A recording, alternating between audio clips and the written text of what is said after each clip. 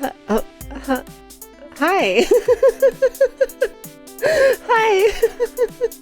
Hello, everybody. Hi. Hi, happy Tuesday. It is Tuesday, right? It's Tuesday. Hello, welcome. Good morning or good afternoon, I guess, technically at this point. Yuki Cat just... She's so funny. She came up here. She starts biting me while the starting soon screen is happening. She bit my shoulder. She bit my arm. She bit my chest. And then she starts rubbing my monitors and pushing them and stepping on the keyboard. And that weird message that I sent was her typing on the keyboard. And then she just, hi baby girl. Hi, sweetheart. Hello. What are you doing? You're rubbing the microphone. You're covering my face. That's your butt in my face. No, you're rubbing my monitors again. She's pushing the monitors again. Everyone, Yuki Cat is pushing the monitors. This is an important announcement. Yuki Cat has been pushing the monitor. She just laid down and rested her head on my chest and looked up at me with the cutest expression. Ow! Stop biting me, babe. What is wrong? You have food. You have water. Oh. Huh? Uh-oh. What did she do? What did she do? My model's not working. Yuki? Oh, there she goes. She just leaves. Leaves like nothing happened. Okay. USB started. There we go. Okay, I fixed it. Yep. Oh my god. We're off to an amazing start here. We're off to a really amazing start here. You know, I picked the best time to go streaming because Yuki Cat just decided this was her moment to cause as much chaos and trouble as possible. Oh, Yuki Cat controls the stream. That's pretty true. Any good cat owner knows that you're not the pet owner. The cat owns you. You're the one who the cat has as a pet because they get to live rent-free while you take care of them. And I'm just saying. They're like a landlord, but less evil. They're like a landlord, but cuter, and they meow, and they're less evil. Oh, we're off to a classic minty start. That's pretty true. That is so true. Oh my gosh, Songbird, thanks for being the first fox today. Welcome. And DJ, hello. Sarah, hi. Nori, hello. Kat, how are you doing? Ace, how are you? Hope you're good. Comet, I hope you're good too. Hello, Endo, hello. You called me Princess Minty, and I think that's really cute and gay, and that makes me really happy. Thank you. Hi Sierra and Izzy. Hello, welcome. And it is Tuesday, so I was correct about that. Hi Gaspacho. Hey. Ara. Of course, as always, for Gaspacho. Welcome. Hi Sarah, good to see you. Yes, bird Yuki art. I did have my bird Yuki art up there. Yes. Yuki Cat is done with your streaming shenanigans. Yeah, she says no more streaming, only pain. Sorry. You thought you were streaming? No, I am biting you. Hey, I am biting you.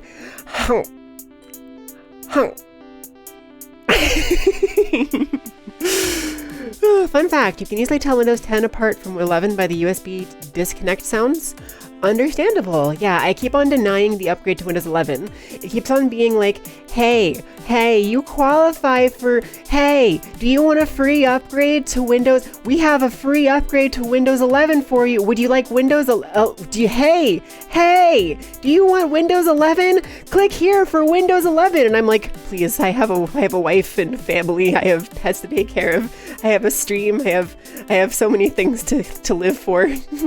Please just leave me alone. Leave me in peace, Windows 11. I don't need you in my life. I'm happy with my nice, safe Windows 10.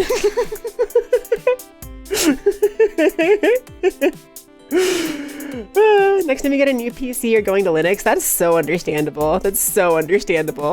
I didn't take out the eyes. I know. They're still there. That's on purpose, because I'm gay and I love Everyone, important announcement.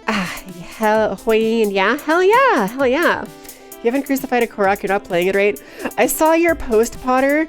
I saw a Potter's post about how, like, we've discovered a new base human instinct of crucifixion because so many people unrelated to each other have been crucifying Koroks, and it's so funny. It's so funny. Today the day when you actually play Puzzle League or Stadium? Almost definitely not today, Comet, but maybe. Don't count me out completely. There's a chance I could be lying to you. I would guess that if I'm gonna play Puzzle League or Stadium, that's gonna be on a Thursday or a Friday, because vaguely my schedule that I'm trying to stick to, you know what, let me actually pull it up, because I have it. I have a schedule that I'm trying to stick to, but I didn't post because I'm bad at commitment. So let me pull it up. Because it'll be helpful to see. Let me like scooch down over, yeah, hey, hi.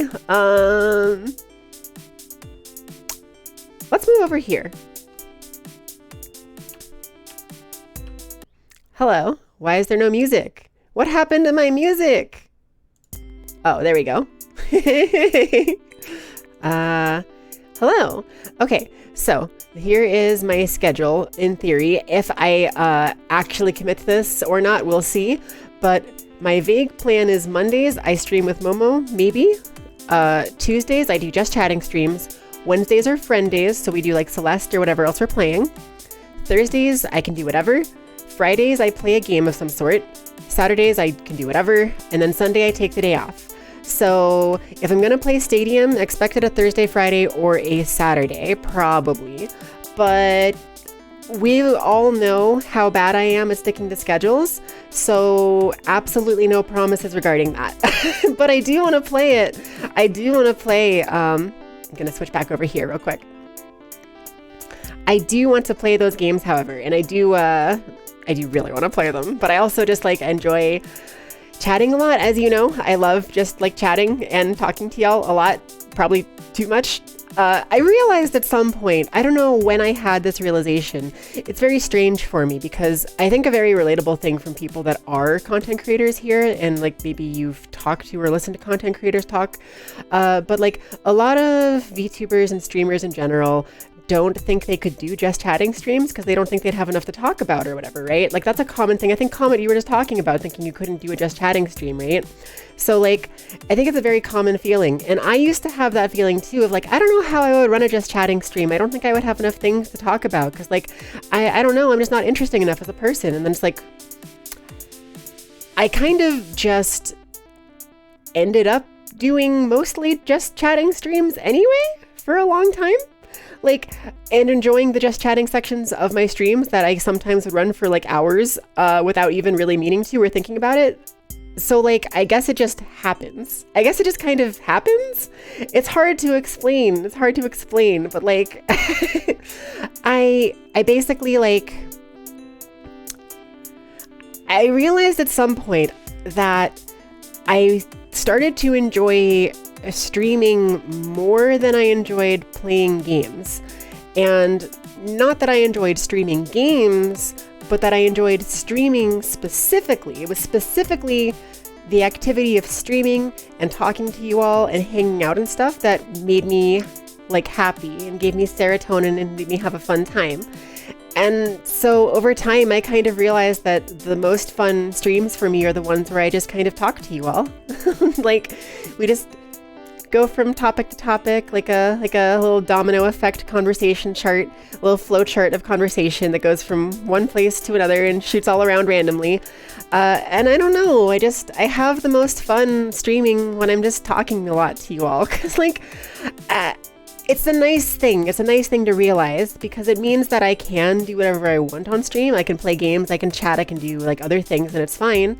But like, ultimately, the thing that I enjoy the most isn't playing games. It's not streaming gaming. It's not like specific activities. It's just streaming. And that's really, really nice because it means that I always, it's really funny. Okay. All right. I'm just rambling at this point. I'm sorry. But anyway, okay, another relatable thing for the content creators here. Do you ever have stream anxiety? Or if you're not a content creator, just anxiety in general? Anxiety? Any anxiety havers in chat? Where are my fellow anxiety havers at? We got any anxiety havers in chat? Relatable anxiety moments? You with your anxiety haver in chat? Yeah. Okay, so like, you know how anxiety is like completely irrational, right? You know how like sometimes you will be like, do you ever have something you're super interested in, something you really want to do? And then for some reason, right before you do it, you get a bunch of anxiety that tells you, I don't think I should do this. I don't know if I can do this. This is too much work. This is too much commitment. Like maybe hanging out with friends. Maybe if you have like an invitation to go hang out with people or go on a collab or something. And at the last minute, like the day of, you wake up and it's like, well, I know that I'll have fun. I've had fun every other time I've done this. I always enjoy these people. They're my favorite people in the world. But what if this time it wasn't fun and I was awkward and I got made fun of and I ruined all my friendships and I got really sad? And it's like, obviously that won't happen. Obviously you have a track record of like hanging out with people you've established like friendships with or whatever. But for some reason, the stupid dumb anxiety brain goes, hey, we're yelling these thoughts at you. We have, with only a megaphone, these stupid thoughts and another megaphone. We have constructed a megaphone to yell into your brain the anxiety thoughts.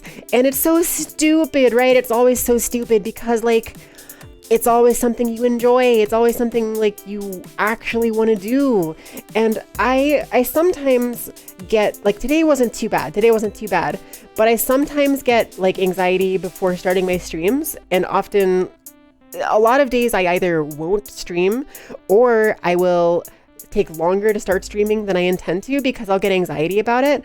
But literally every single time I do, I'm happier once I'm live. Like I feel great right now. And once I end the stream, I leave it going, I'm really happy I did that. I leave feeling fulfilled. I feel productive. You all fill me with joy and love, and you all are very nice to me, and you make me feel good about myself. And I leave like ready to conquer the world. Every time I end my streams, I feel so good about myself. So why the hell does my anxiety brain say that I should maybe not go live? And it's like, I don't get it.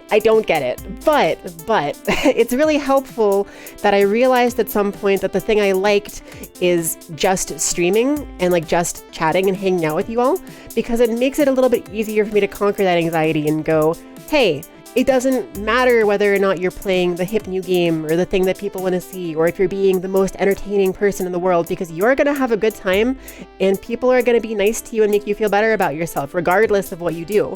And like, of course, sometimes people are mean, but like they don't matter.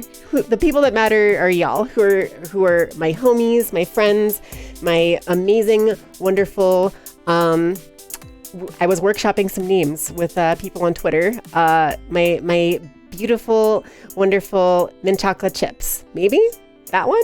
My cute snowflakes. My little peppermints. Any of those? Maybe. I like my little mint chocolate chips. I think calling y'all my chips is cute. My little chocolate chips. That one is pretty cute. That might be my favorite. I'm not totally sure though. Iggy, why are you pinning that comment? We can talk about piss and girls for 2 hours easily. Skip the first part. Let's skip to the good part. We can talk about girls, and I'm going to unpin this message. Get destroyed. This is Morse code. Welcome. I do not know what that says, but it's a very simple message. So, you know, maybe it says like hi or something. Anxiety is your natural state and you're calling you the fluff out. Listen, okay, I'm only calling you out because I'm calling myself out, right? That's the thing about like call out posts and like relatable posts and stuff that make you feel called out. They are a shared experience, right? Even if it's not like everyone in the world shares that experience, like there are more people than you think that do. And like being able to talk about those things can remind people like, hey, you're not alone in this. Other people have that too, you know? You like peppermints? Yeah, I also really like peppermints. I think that calling y'all my little peppermints is adorable. Like, Hi, Peppermints. Welcome to the cafe. That sounds cute. I don't know. I don't know if I'm gonna win this round, Peppermints, but I'll do my best for you. That's a pretty good one. It's pretty good. But I know like 2 other Mint VTubers that I think call their fans Peppermints already. I think. I should double check that actually to make sure. But I guess it's not that bad to overlap when you have similar themes, right?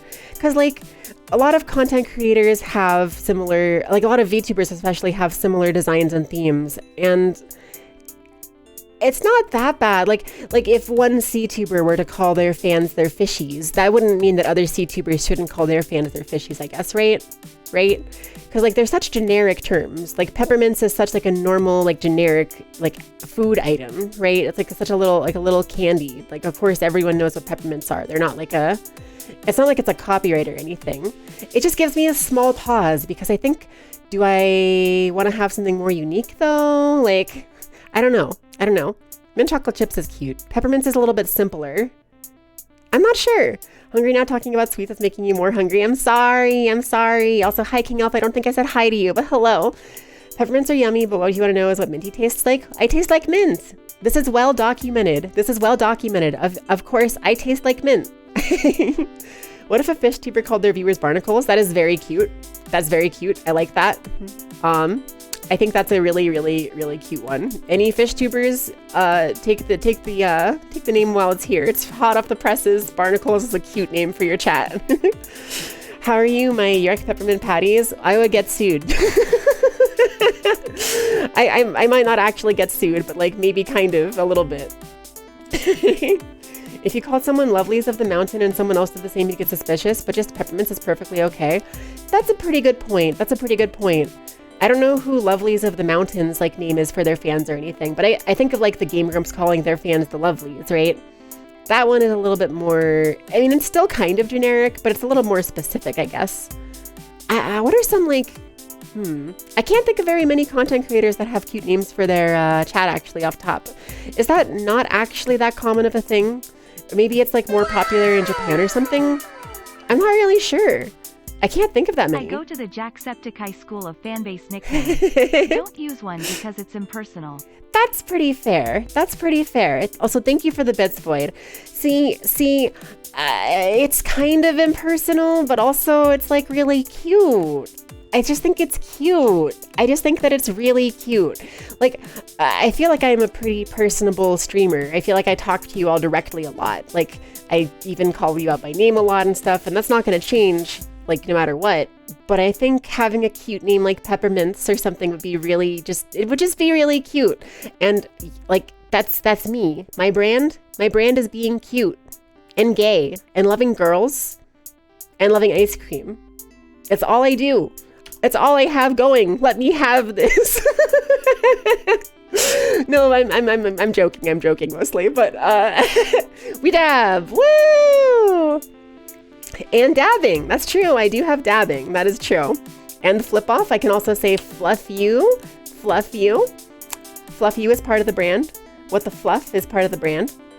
Fluff around and find out. I saw a picture recently that I had forgotten about. I don't know who made it for me, but it's one of my friends or someone, like maybe it was Kat. I can't remember. Somebody made a shirt that said fluff around and find out with my picture on it. And it's really funny. I cracked up at it. I was like, oh my God, I forgot this existed. Iggy gotta go. No worries. Have a good lurk. Thanks, Iggy. Catch you later. Thanks for hanging out. You love girls? Unfollowed. Cringe. That's pretty cringe, bro. Ladies and gentlemen, boys and girls. That'd be your audience? Oh, that's fair. Saying, ladies and gentlemen, would you be like well, you have like a superhero theme going on, bro. I think that ladies and gentlemen would be perfect for like a show kind of putting on sort of theme, right? Like if you were like theater performer or like a show host or like I think of the radio demon from Husband Hotel, or I think of hi Yuki Cat, hi baby girl. You've decided excuse me. She's decided to be in the way again. Hey baby girl. Hi sweetheart. Hey, do you want to lay down? Would you like to come rest in my arms, baby? Sweetheart, would you like to sit down and not keep putting your butt in my face? Oh my God, please? Baby, can you please stop? Sweetheart, oh my God, kitty cat, baby girl, love of my life, apple of my eye, diamond of my soul, baby, please. I'm begging you. You were so close. She was so close to laying down, and then she just walked away, but she's like not all the way away. She's just walking back and forth in front of me. Now she's nuzzling me. Hi, baby. Ow! Why did you bite me? Oh my God. You have to understand. I put a bench there for you with a nice little soft towel that normally you love to lay on. I put it there right next to my chair, right next to my table. That way you would have a space to lie on. And yet here you are, rubbing into my face and biting me and being needier than ever, not sitting on your chair. I don't understand. I guess this is my fault for trying to control the cat or trick the cat into doing something. Long live our feline overlords. This is ASMR, prove me wrong. It's kind of ASMR adjacent, I guess. What about the fresh fluffs? Only because you want to hear you mess it up and call us flesh fluffs sometimes. Well, I mean, you're all people, so you are all flesh fluffs, I suppose, right? That's kind of a thing, sort of. Fresh fluffs. All my fluffers, all my fluffer wuffers, all my fluffer wuffer fluffer fluffers, all my fluffy wuffy wuffy fluffy fluffy fluffy fluffy fluffy fluff fluffer fluffy fluff fluffers. Personally, you like to have some form of showmanship. Okay, that is totally fair. I think that's a really good,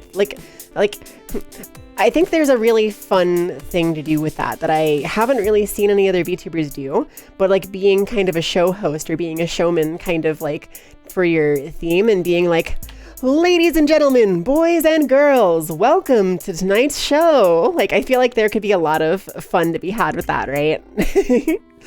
The fucky fluffers. No, you can't say the bad F word if you're using fluff. It defeats the purpose. You want to be fluffy? All my little fluffies? It's not quite as thematically on point, but it's very cute. Maybe. I have like Minty Foxes as my subscriber name, but I keep going back and forth on if I like that much or not. And I guess that's like different, right? That's like different. Hi, Mad Dog. Good to see you. And Inet, hello. How are you doing? I don't think I said hi. I don't know if you were here earlier and I missed it, but hello. Honestly, one time Minty said girls and it made you burst into tears. It was just too real, man. Too real. That's funny. If you'll excuse me, I'm going to borrow the idea of a show host VTuber. Genuinely, please do. It sounds like a really fun idea. I think that's a great idea. I want to host more events and stuff. And I think that having that type of design for a VTuber would be a really good incentive to hold more events. I think that streaming events are sort of the best streams in a lot of cases. They're like the most fun and entertaining ones to run. I think that for a viewer perspective, it's more fun to watch like a special event than it is an average stream, right? Not that like streams are boring exactly, but like I think that these special event streams are really the ones that people get drawn to. So having that like showman sort of thing kind of does the trick in a cool way, right? I like it when the funny fox says girls. Girls? Where are the girls? Where are the girls? You have to tell me. If you know any girls, you legally have to tell me. So you're being host VTuber, let's go. Hell yeah. You've heard ladies and gentlemen, but what about bitches, bros, and non-binary hoes? I have heard that before. Does someone say that? I don't know who says that, but I feel like I've said that. I feel like I've heard that before. You just got here, heard you came back to life. I didn't die. Why did people think that I died the other day? Literally, like, everyone kept on being like, it feels like I can still hear her voice sometimes. It's like, bitch, I'm still here. Hey, I'm alive. I never went away. And then like, I got a bunch of people that like, I couldn't tell if they were joining in on the joke or if they literally thought I was on a hiatus or something. And they were like, welcome back. It's good to have you back. And I'm like, where did I go? It's news to me. It's news to me that I went somewhere. Where was I? Please do tell me where I went because I have no idea. I literally don't know. Can't believe Yuki and dead. Oh my god. Come for the girls, the gays, and the theys. The girls, the gays, and the theys. Okay, that's pretty good. Love that. Love that. Iggy, why did you just say the word Tara? Is Tara here? Potter, you pushed my girls button. I get to push the girls button now. Woo! Let's go, girls! We did it! We did it! That's from Skate the Infinity. Oh, is that a cartoon? I feel like I've seen that on Netflix, maybe? Maybe? I'm not really sure. This ghost stream is scary. I'm not a ghost. Listen, okay, being a kitsune does not mean that I am a ghost. I am not a ghost. You can call me a spirit. You can call me a kitsune. You can call me a, what's the other word? Yoko? Or, yokai. Yokai. Yeah, I couldn't remember it for the life of me. But, but. Thank you, Muppet. Thank you, thank you. This is like that one meme with the guys trying to buy their friend and bury their friend. The friend is going, I'm alive. And they're like doing burial preparations. Oh my God. Tara uses bitches, bros, and non-binary hoes. Oh, you're right. That's true. Oh, you're so right. Okay. Okay. True. True. Good one. Good one. Yoko Taro, not Yoko Taro. A yokai. I'm a yokai. Thank you, Gaspacho. You have activated my neurons, and I will now be turning into Hoshino Aikime.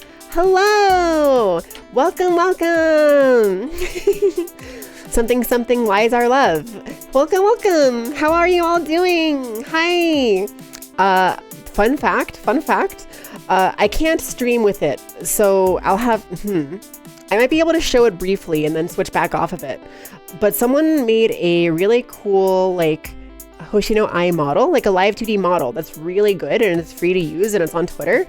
And I love it. It is so cute. It's so good. It makes me very happy. It makes me very happy. Skate the Infinity is an anime. Okay, okay. It looked kind of interesting if I remember correctly, but I haven't really watched it. Do other girls like mechanical keyboard nerdiness? Yes, Momo does. I don't know much about keyboards, but Momo is like a keyboard nerd. She likes keycaps and like the switches and like she knows all that stuff. I don't really know a lot about it myself, but she does. And I know that there are other girls who do too. Thought Iggy was just quoting Teen Titans characters. That sounds like Iggy, yeah. Easy, thank you for lurking. Have a good time hanging out. Episode 2, watch along when? So I kind of want to watch episode 1 again at some point so I can get Kiki on board because she still hasn't seen it. And we talked about trying to get a watch party together for her. So I might do another watch episode 1 party at some point. But I actually do literally want to spend time setting up like an episode 2, 3, 4, etc. watch party because like every episode of that show is just liquid serotonin. It's like directly injected into my veins. It sends all of the happy waves and the good vibes and the joy straight directly to my brain. It makes me so unreasonably happy every moment of that show. It's so good. And every time anything like, I get so giddy and excited about all the like the symbolism and like the way the eyes work, and I just, it's so good. It's so good. It's so good. It's so good. Checkmate, liberals. Troy Bunny, thank you for following and welcome to the Winter's Dream Cafe. Go ahead and pull up a chair, and can I offer you a tea or a coffee today? Holy shit, Minty is now the superior color purple. I am BB in purple. I do BB in purple right now. For the record, this is also what Momo's hair looks like now because I dyed it last night. So that's pretty cool. You're doing that for a very specific purpose, but everyone needs to watch Oshinoko to find out why. Yes! Oh my god, I just... I'm watching you.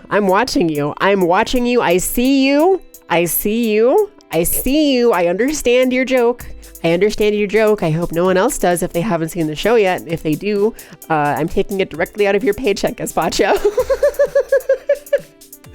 not that you get a paycheck. Well, you know, like, I'm taking it directly out of your soul.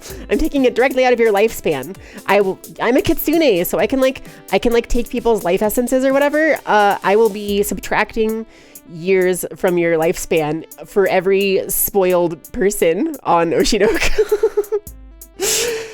Robin, Jinx, Beast Boy. What, you're just saying names. You're just saying names. I do love Beast Boy. Beast Boy's pretty good. He's my favorite little dude. He's my favorite little guy. You go for a cup of joe? Hell yeah.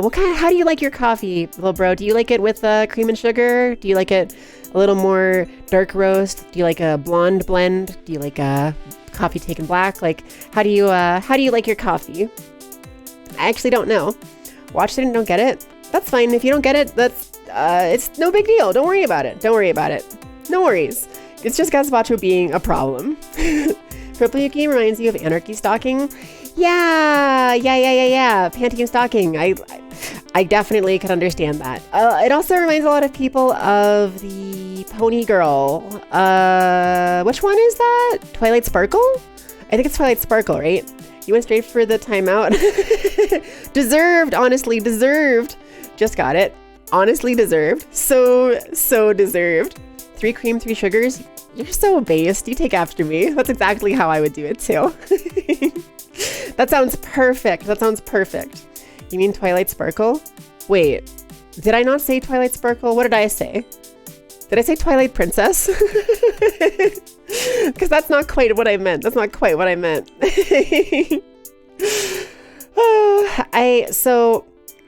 I recently joined the stream group VCuties, right? If you look at the stream where my name is, there should be a little thing next to it that says VCuties now. You can see the other members of the group, which is pretty cool. It's really funny because I hadn't really thought about like My Little Pony or really been a part of the like furry community in a while. So like I very briefly was a part of the furry community in like 2019, I think, back before I started VTubing. And I was like, it was like fun, I guess. The people were really nice. I wasn't so much of a huge furry myself exactly, but I just thought the people were cool. I thought there was a lot of really impressive like art and stuff. And I mean, there are definitely some furries that I think are really cute, right? And I have no problem with them, of course. I think furries are based and wonderful and amazing. I want to make that clear. I want to make my stance clear up front. I love furries. They're great. So I kind of like joined the community at some point in 2019 and like hopped out for a while. And then I got into VTubing, and VTubing kind of is like an adjacent, like different version of the furry community in a lot of ways. It's a lot of people with their OCs, a lot of people that get a lot of art, a lot of artists, a lot of like content creators. So there's a lot of overlap between VTubing and the furry community, I think. It's really not something people think about a lot, but there definitely is that kind of a thing going on, right? And it's really funny because I joined VCuties and almost immediately I realized I was surrounded by furries. Like, I just suddenly, you're a furry and you're a furry and you're a furry. Oh my God, you're a furry. You're so cute. Hey, you're getting furry art. And then I started seeing everyone talking about furries.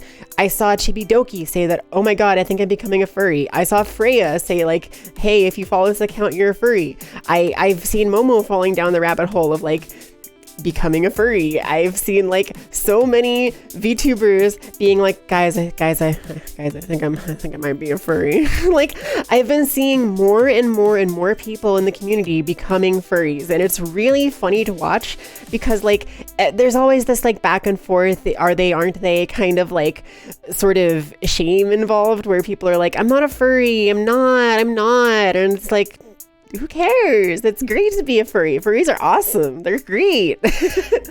Like I am just so not a part of that like kind of fear of being called a furry or anything.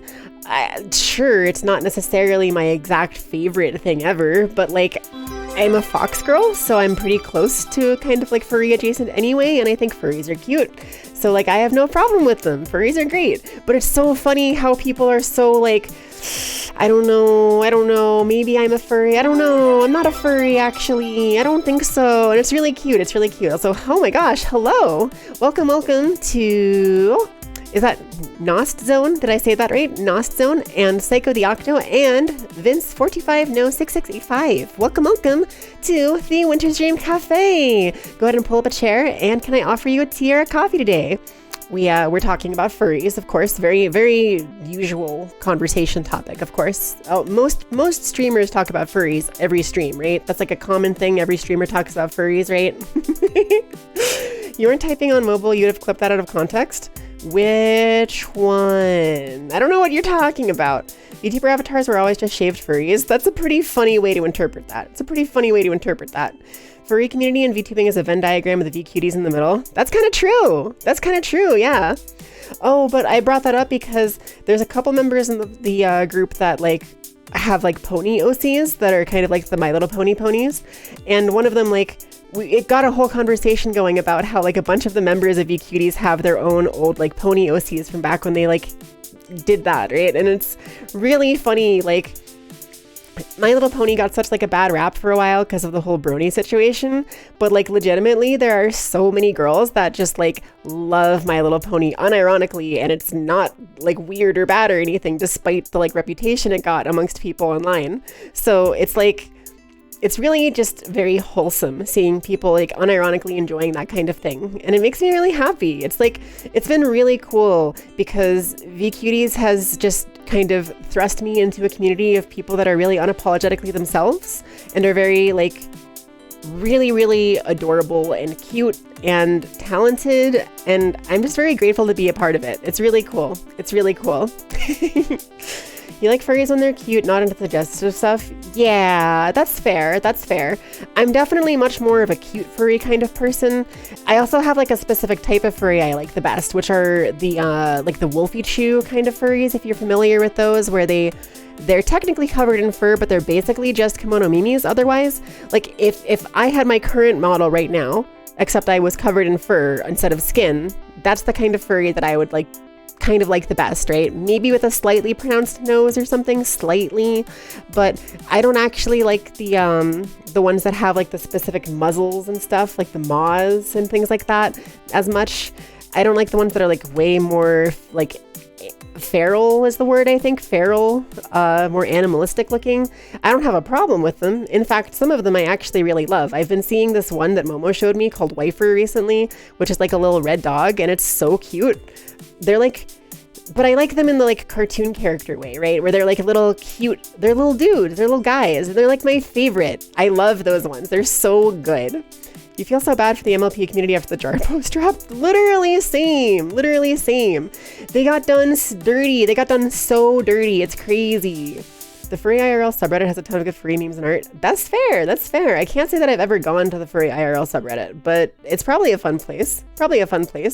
Furries are soft, give good hugs. You've experienced it personally. Hell yeah. They're so kind, right? They're so nice, and there's so many talented artists in the community. It's just really cool. Cover minty and soft, and cover minty and fur, soft. Like I already have this big tail, right? So like it wouldn't be that much of a stretch. The fluff you mean, then there's me. My barking Christ, you are that. Wait, so hold on. See thread. VTubers. So many VTubers are furry, cute, talented, and there's me. Yeah, what the fluff you mean, Iggy? You are that. You are cute, talented. You are funny, cute, and talented. That's what I was trying to say. Hey, Iggy, we're gonna in Minecraft beat you up in Minecraft, and there's nothing you can do about it. Also, there's the trope of furries with a suspicious amount of money. I actually have some funny context for that, if you were curious.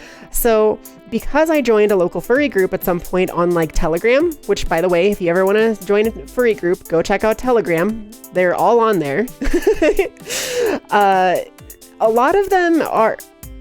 Wait a second. Guys.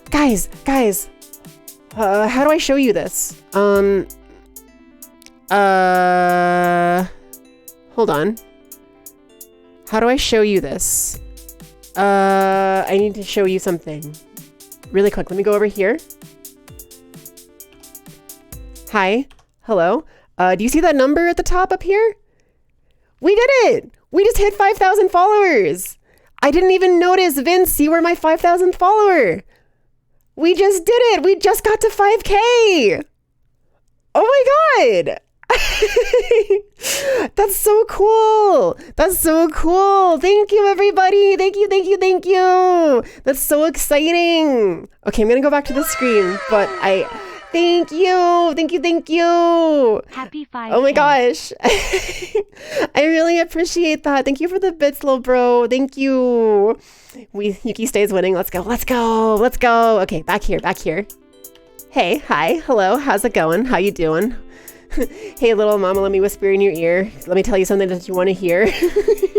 You were here, you were here. You were here for 5K. I literally forgot. The last couple of streams in a row, I mentioned hey, we're 10 away. Hey, we're 7 away. Hey, we're 12 away, whatever the numbers were. I was hey, we're this many away. But I completely forgot today. I just didn't even think about it. But thank you so much for all of the support, everybody. It means the world to me. It's really exciting. I talked a little bit about it on Twitter. Hold on. Poggers! Had to ready myself. Had to ready up for my poggers, you know? It's like a charged heavy attack. You gotta reel back. You gotta be poggers! And then your poggers is so powerful that it staggers your enemies. Powerful poggers for pushing... What's another word for enemies that starts with P? Pals? We'll do pals because that's fine.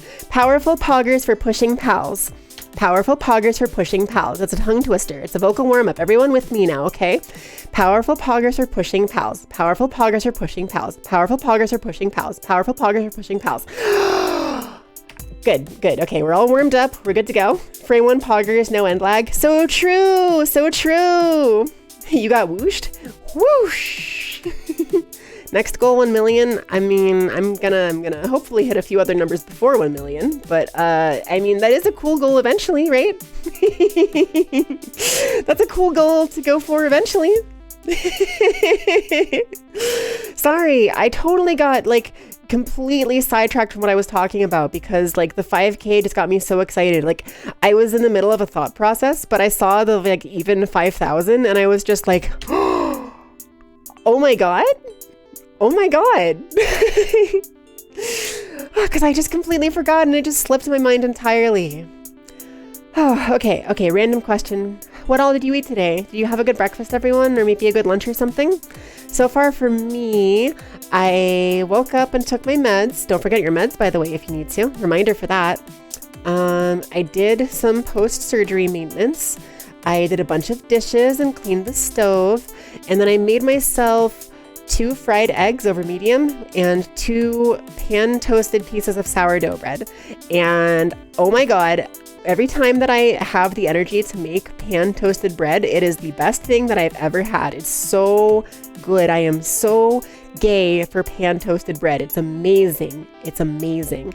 Also, I normally fail at making my fried eggs over medium, but I actually made 2 over medium eggs completely perfectly, and it made me really happy. I was really proud of myself today. I normally am really bad at making good fried eggs because I'd always overcook them or undercook them or crack the yolk by accident and make it spill everywhere and end up with just basically scrambled eggs instead.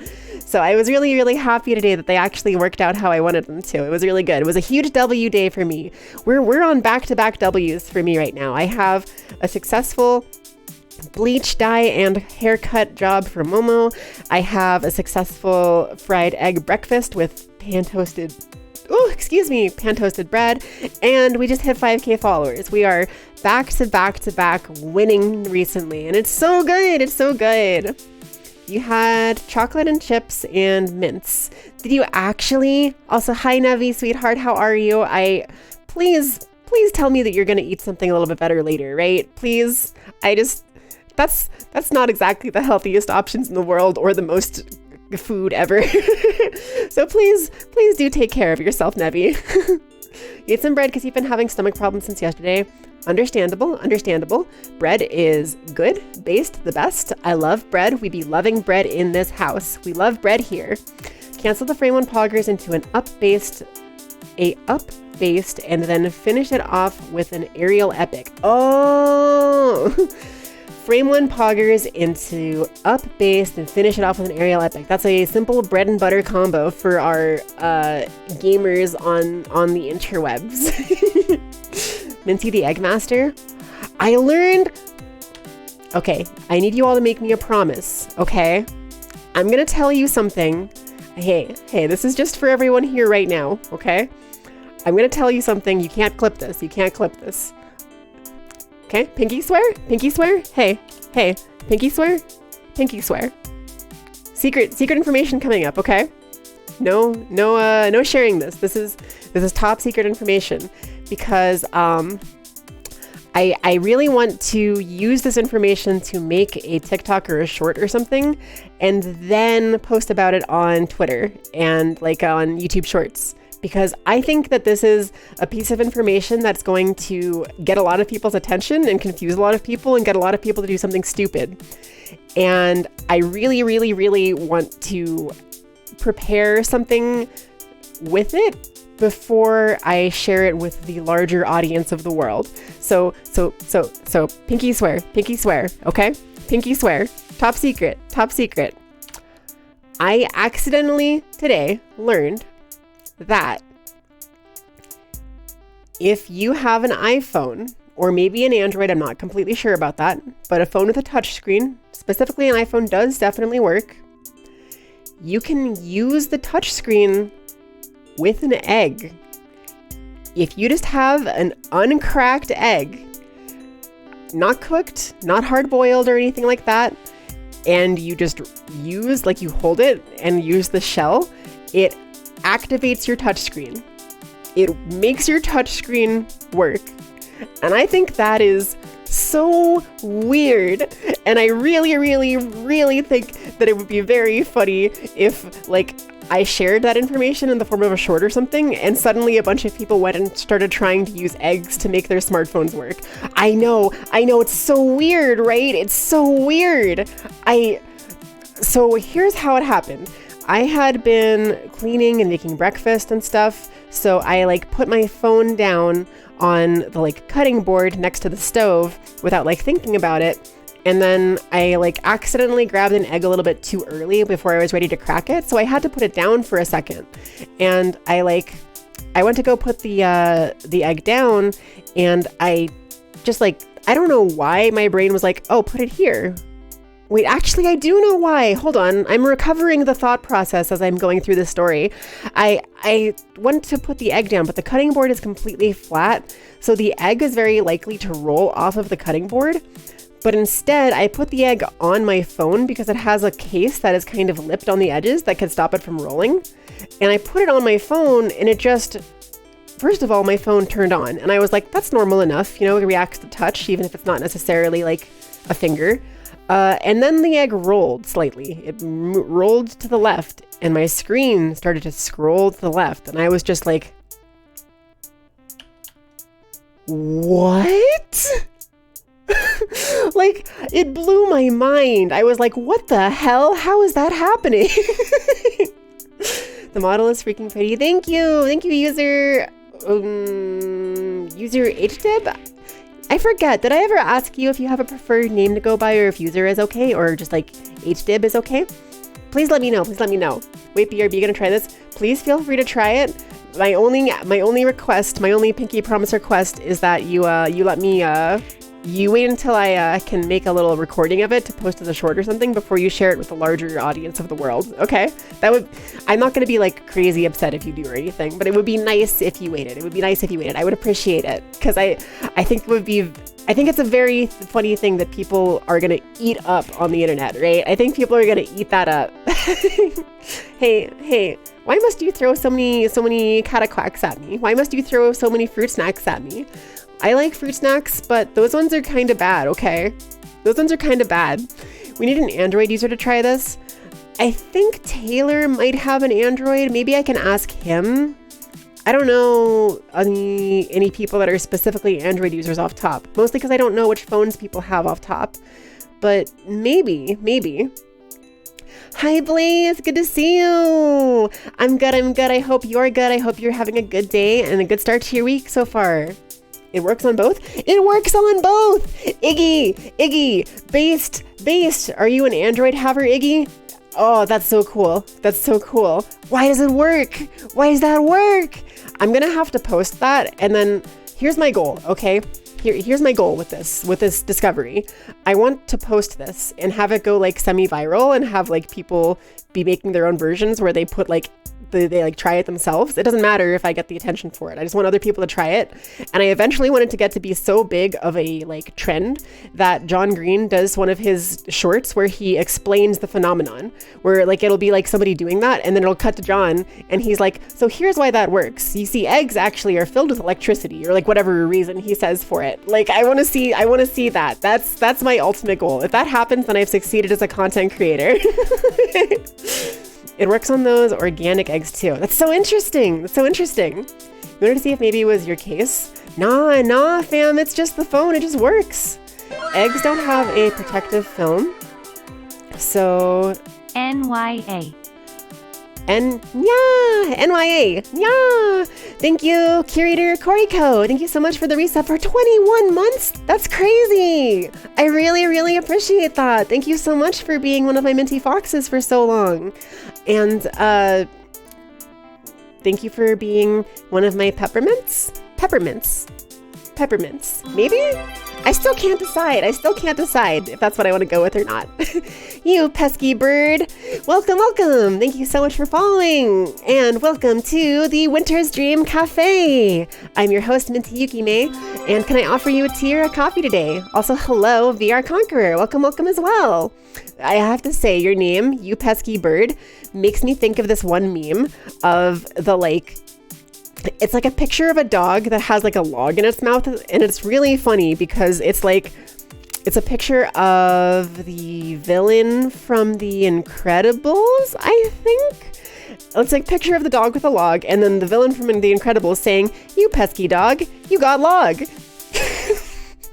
And I don't know why it's so funny to me. I don't know why I laugh so hard at it every time, but every time I hear "you pesky blank," I'm always just like, "You pesky dog, you got log." So when I saw your name, you pesky bird, I was like, you pesky bird, you got nerd?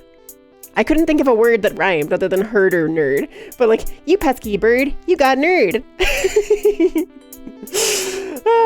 There's no film. How are there so many iPhone users out there, homie? You only ever see Androids IRL? A lot of VTubers especially have iPhones because of the way that the tracking works on iPhone. So maybe it's slightly slanted towards iPhones in the community of VTubers, but I'm not 100% sure. Iggy just has an egg lying around. Don't most people have eggs lying around in their fridge? Don't most people have eggs in their refrigerators at any given time? You're doing well. I'm glad to hear that, Blaze. I'm really glad to hear that. It's that clearly the baby chicken that's in the egg causes it. Yeah, we're teaching the baby chicken how to use the phone early. That's how it's working for sure. Muppet, thank you for the hydration. I will take some water, girl. Let me take a sip, babes.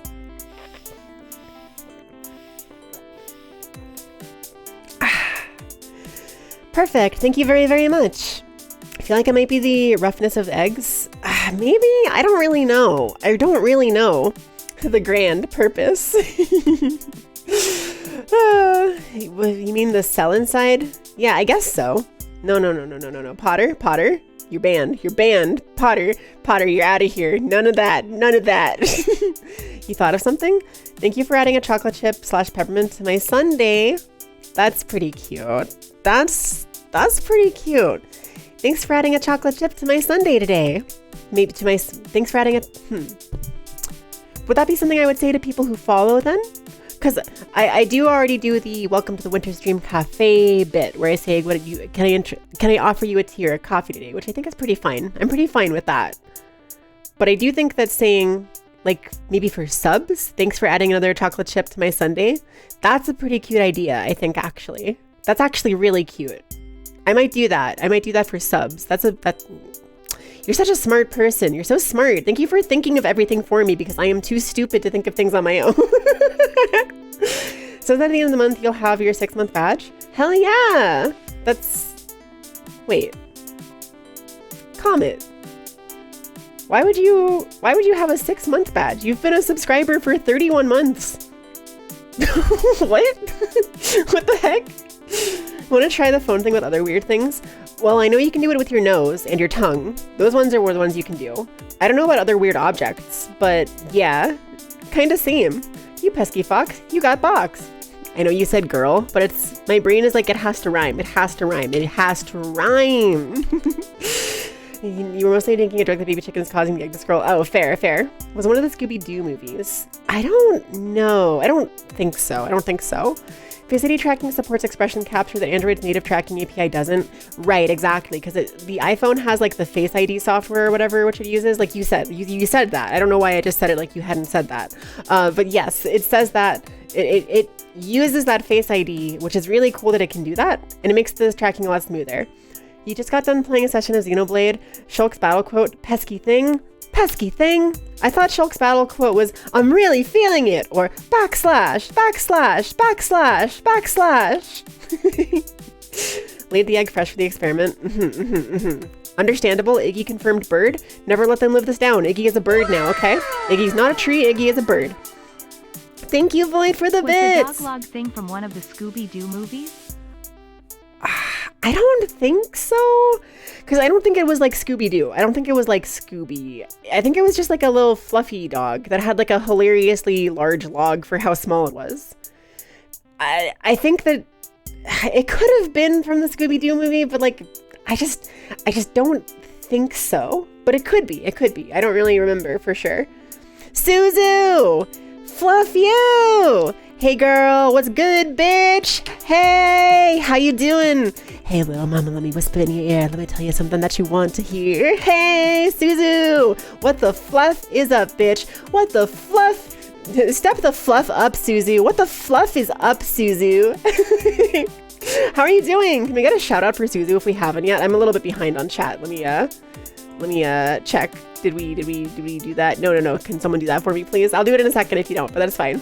Xenoblade voice lines are upwards of 3,000. It's cute that you think his Smash Bros lines are most iconic. That's fair. I've never played Xenoblade, so I only really know the Smash Bros ones, which explains that. It explains that. Iggy lays eggs noted. Iggy lays eggs confirmed. Or trees lay eggs. I don't think that trees lay eggs. I'm not gonna lie. I mean, I'm no expert, so like if you are pretty sure of yourself, then who am I to tell you that you're wrong? But I'm pretty sure that trees don't lay eggs. I've never like looked into it myself. I can't say that I've studied trees to watch their birth process to see if they lay eggs, or if I've dissected a tree to get the anatomy of one and figure out if they could possibly lay eggs, but other people have, and from what I understand, they don't. But you know, I've never done it myself, so you could be right. They could lay eggs. That is always possible. Water is in the egg, in the water. Baby is in the egg, in the water, in the egg. Works for you. So true. They just wanted to be Humpty Dumpty friendly. That's pretty true. Humpty Dumpty, yeah, Humpty Dumpty, yeah, Humpty Dumpty went down. He said, screw it, I'ma smile right through it. I'll scream when no one's around. Anyone? Any AJR fans in chat? Any AJR fans in chat? Something's wrong, and I can't remember the lyrics. It's been so long. I gotta listen to them again. I missed that album. That album slapped so hard, though. That album slapped so hard. Could be a sub thing. Yeah, I think saying subs, whenever someone subs, being like, thank you for adding another chocolate chip to my sundae. I think that's a really cute thing. So I'm gonna do that. Thank you, Iggy. Thank you. Shout out for Suzu. You were playing Just Chatting. Wow, that's pretty cringe. Who the hell just chats? Suzu. I think you should, as an experienced streamer and content creator, I think you should do a little more than just chat. For legal purposes, I'm joking, of course. I do be just chatting myself, in fact, right now, if you were unaware, just for anyone, hey, if you're not sure where you are right now or what you're doing, you are currently in South Carolina and you're trying out some chips, and they were called barbecue flavor, but you didn't realize that Carolina barbecue is actually different from barbecue in other places, and Carolina barbecue is made with more vinegar than normal. So now you're struggling with the fact that you don't know if you like vinegar or not, but the barbecue chips don't really taste like barbecue, and it's a real struggle, you know? Sometimes you get a food item that's really powerful and it just punches you in the face and you just suddenly go flying, and next thing you know, you're not in South Carolina anymore. Suddenly you're inside a magical cafe with a winter fox. And she looks kind of like Ai Hoshino for some reason. And she's for some reason like telling you to stay hydrated and like take care of yourself, but also she's like screaming and like making a lot of noise. And it's really confusing. That sounded like an isekai title. Oh my god, you're totally right. It's specifically like a light novel isekai title, right? Like one of the really long ones. Like, oh my god. Thank you for the bits, Potter. I appreciate that. If you remember correctly, you can only have badges up to 6 months. You can actually have more than 6 months of badges now, I think. It's been a long time since I've changed my badges though. If you notice, my badges are actually little cats. Way back when. Here's a privileged fact for current viewers. An ancient minty lore moment. Back when I was a facecam streamer, before I became a VTuber, my stream name was Kitty Queen, and my badges were little cats. So, oh, how the tables have tabled and the times have timed. But yeah, there you go. There's a little fun fact for you. Now you all know a little bit about my background that you may not have known before. It was because your sub badges only go up to 6 months. Oh, right. Yeah, that makes sense. For my badges, they only go up to 6 months. Understandable. You say that you Yanks are weird and end up removing that film and have to keep them in the fridge, and I think also wash them before cracking them. Oh, for eggs?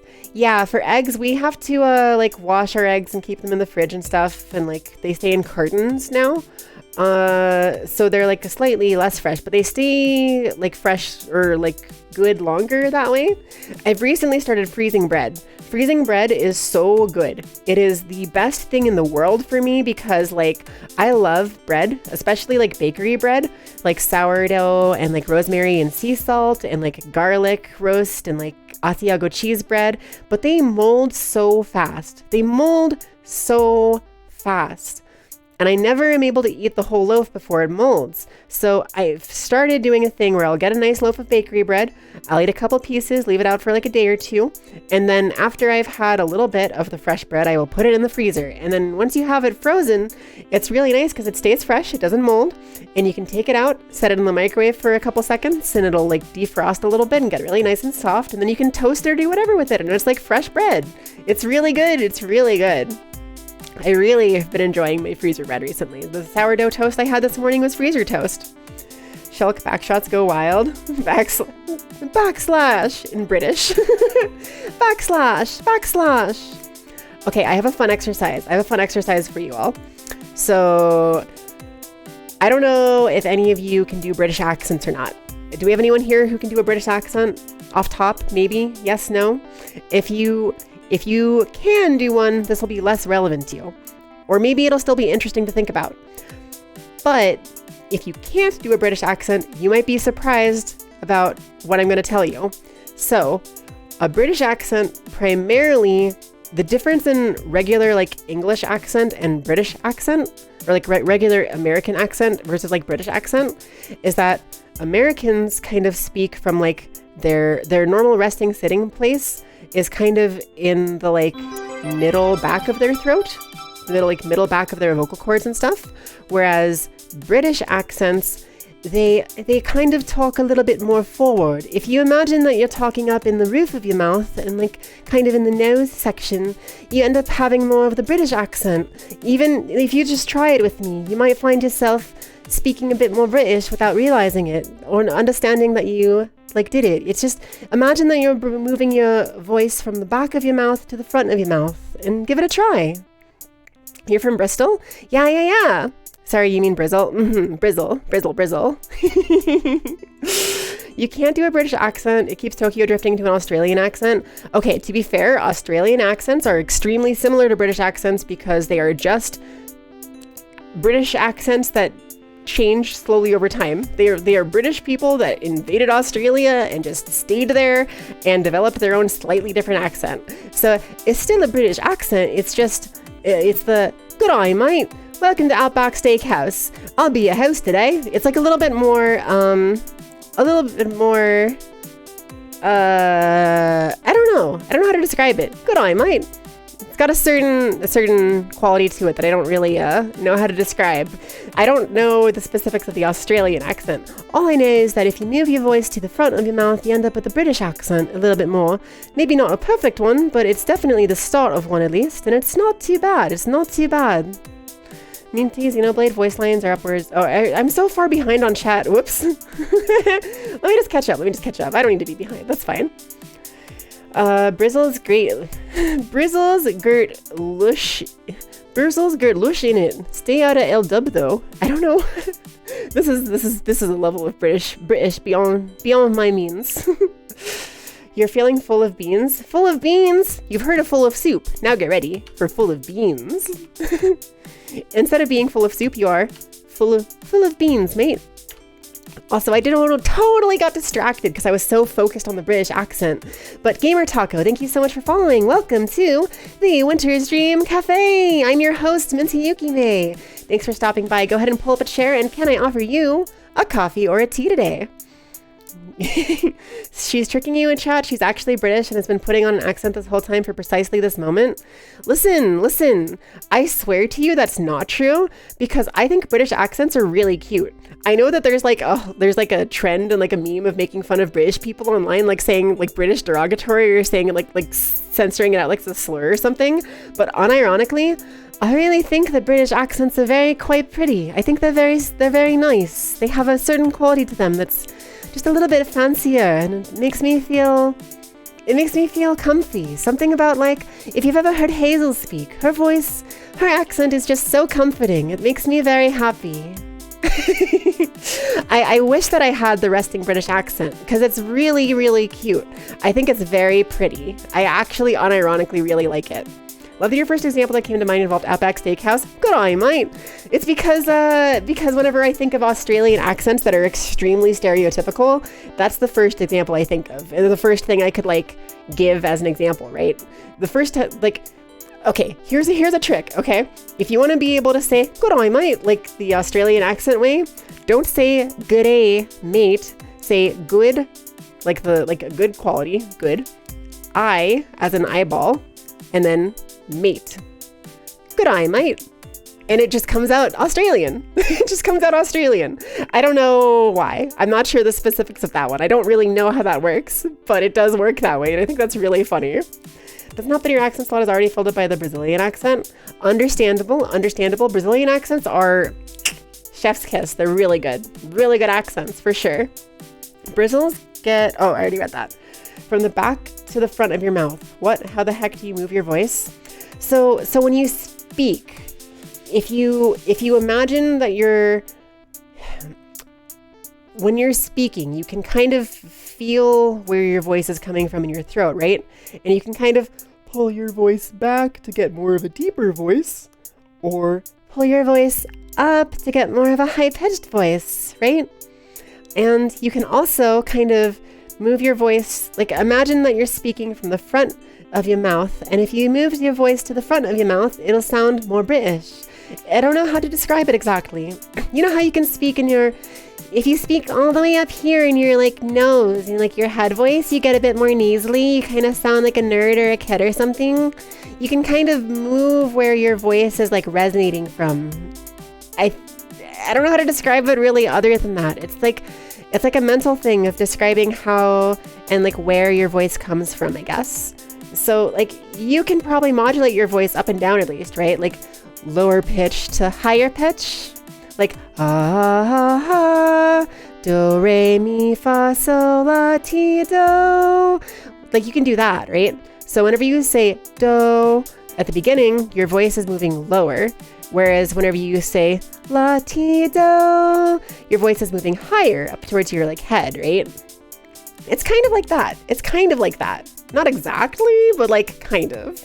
You're a bit confused on voice. That's understandable. It's a confusing topic. I'm in no way an expert on it. These are just like my personal experiences and like my personal explanations on them. Do you speak Spanish or not? No, I'm sorry. I know a decent bit of Spanish, but no habla español. I'm sorry. I only know a handful of words. like El Nube, which means cloud, and Grapadora, which is stapler, and Mochila, which is backpack.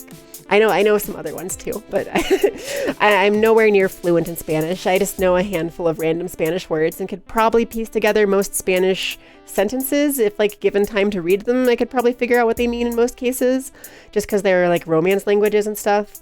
But I do not personally speak Spanish. I especially do not speak Spanish. I can like I'm much closer to being able to read Spanish, but I certainly cannot speak it. Fox fact time! Fox fact for Troy! Well, this is actually the perfect time for me to give you a real fox fact for once, which, just for those of you who don't know, my fox facts are all real, so don't doubt me on that, but this one is especially extra real. Did you know that foxes are the smallest canine? So there are lots of different canines, of course, canines covering a lot of animals from wolves to like, I believe raccoon dogs technically count as well. And of course, foxes. Foxes are the smallest ones on average. Like they can be the smallest. They have the smallest subsect of species or whatever. I don't remember the exact definition of smallest, but they are the smallest canine. There you go. There's a fox fact for you. Thank you, Troy. She's right. I saw someone talk about Hazel. Who said the thing about Hazel? Hazel's voice is so soft and cozy. You love her accent. Too bad her content doesn't match at all. What do you mean? I love Hazel. Her content is totally like cozy and soft and like very chaotic sometimes, of course. Very like energetic and chaotic and crazy. But like that's me too. That's me too. Are you taking the mick? Oh, taking the Mickey. It's the British. Are you kidding? Yeah. I think that I heard someone once tell me that taking the Mickey is technically like an ancient slur against Irish people that like no longer is really offensive at all or anything. But like at one point in history, it used to be a slur against Irish people, which is strange. I have no idea of the etymology or history behind it. It's just something that I heard a couple people say. But yeah, reminding you that Log Dog is media share. You're a genius. You're so smart. Oh my God. There it is. Okay, I have to share it. I have to share the sly dog with the log. Hold on. Let me come over here. Hi, hello. You sly dog, you had log. I don't know why I think this is so funny. It's so stupid. I literally have no idea why I think it's so funny, but I literally, every time I see this, I'm just like, I have to say it. I am compelled to say the words every time I see this. It's like a spell, power word, like it's like a command spell. You sly dog, you had log.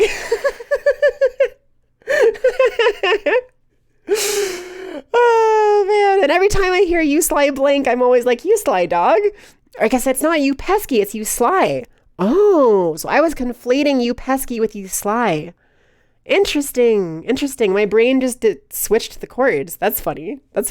Power word sly dog. Literally. All right, let's move back here. Hey, what's up, Buttercup? What's new, Pussycat? Wow, what's new, Pussycat is a lot longer than I remember. Anyone with the Salt and Pepper Diner reference?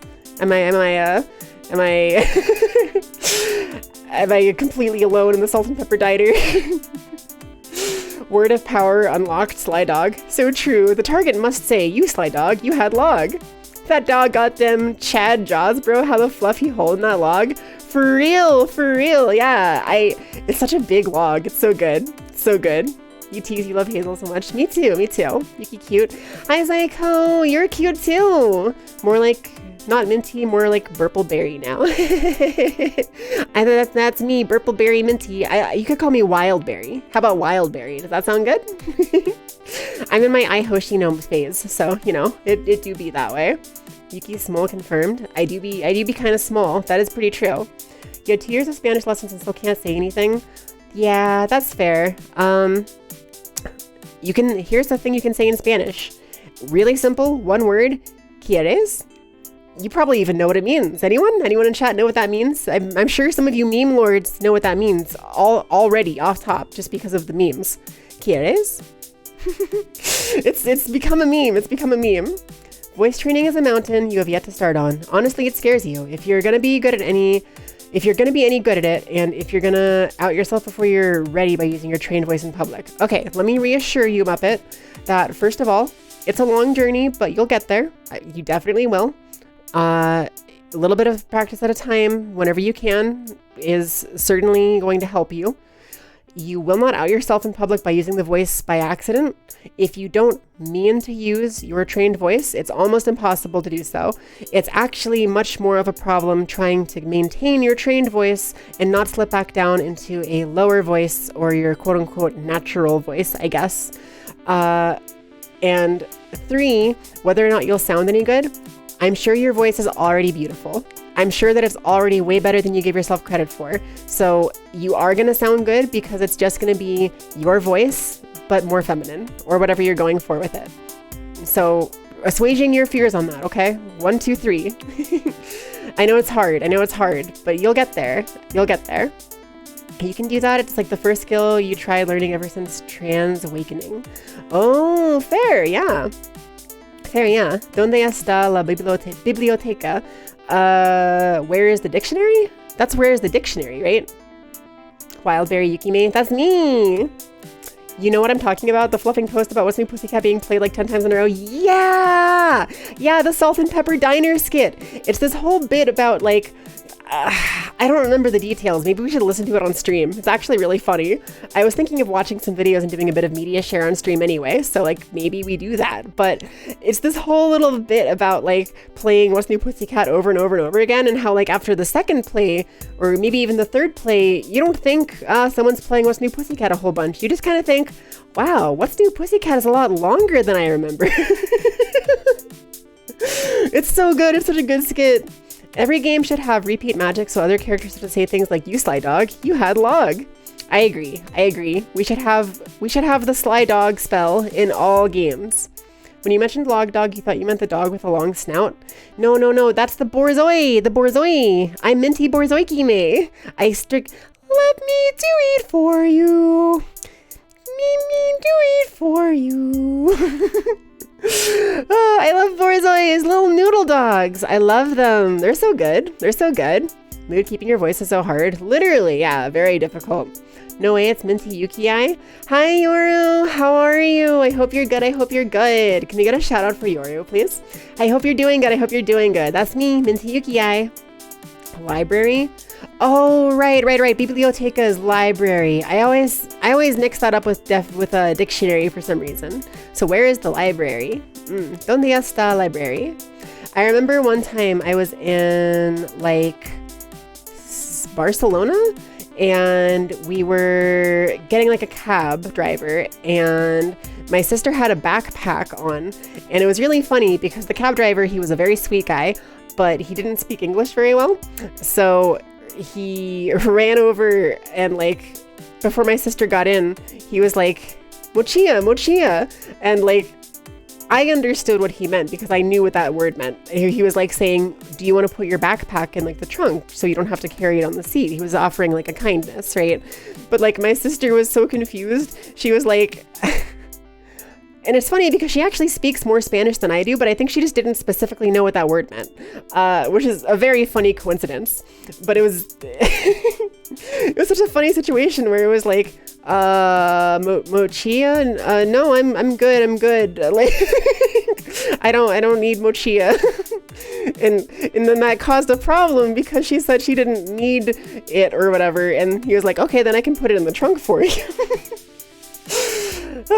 There's something so funny and like wholesome about like little miscommunications like that, where they're both like trying to be kind to each other and nothing bad happens from it. There's something very wholesome about that. Why keep your voice when you can explore your range and then just constantly go into gremlin noises? So true. Listen, okay. I'm gonna peace out now, but I'll leave a few kooky things for you. Have a good one, Tilda Minty 4 heart. Thank you, Void. Thank you for the bits. I really appreciate you. You're the best. Have a wonderful rest of your day, and thanks for hanging out. I wouldn't worry too much about it anyway, because it's not going to be a super long stream since I got started so late today. I just, I kind of got smacked in the face with, what even happened? I didn't sleep in. I just took too long to dilate, I guess? I don't know why it took so long to get started streaming today. I had a lot of dishes. Not too many though, it wasn't crazy. Huh. I don't know. But anyway, it's not going to be a crazy long stream today because I started late and all, so it's not a big deal anyway. You love the part where they finally switched to a different Tom Jones song to give people hope and then right back to a What's New Pussycat? Yeah! The bait and switch, it's so good. It's like they switched to It's Not Unusual, right? I think. For the record, I don't really know Tom Jones at all, aside from like that skit and those songs because of that, right?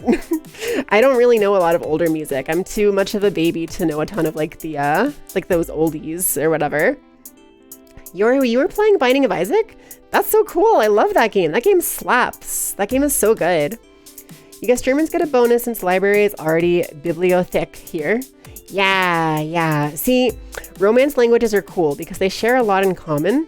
A lot of words across various Romance languages have the same roots, the same like bases. They have a lot of the same like Latin origins for their meanings and stuff.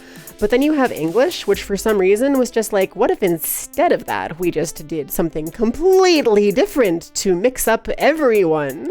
Like, what if we decided that instead of biblio anything, we have the library?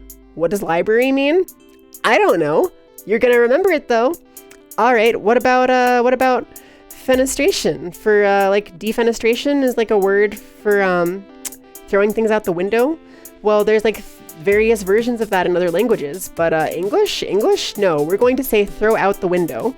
We don't use words that other languages use. Literally, if you ever see a train in like, I think Germany is the place where it happens the most, you will see multiple signs that say like in 3 or 4 different languages, like something fenestration, something fenestration, something fenestration, and then in English, do not throw things out the window. It's like, come on, English, why? Why must you be so difficult? It's like the most spoken language almost or whatever, and it sucks. I am a native English speaker and I hate English. It's so bad. It's so dumb. Only knowing Portuguese, you can almost understand Spanish just from similar words. Yeah, Portuguese is incredibly similar to Spanish. It's almost a little bit frustrating because if you know Spanish or you know Portuguese, it becomes like borderline impossible to learn the other one just because you're always going to have those habits baked in from like your original language, right?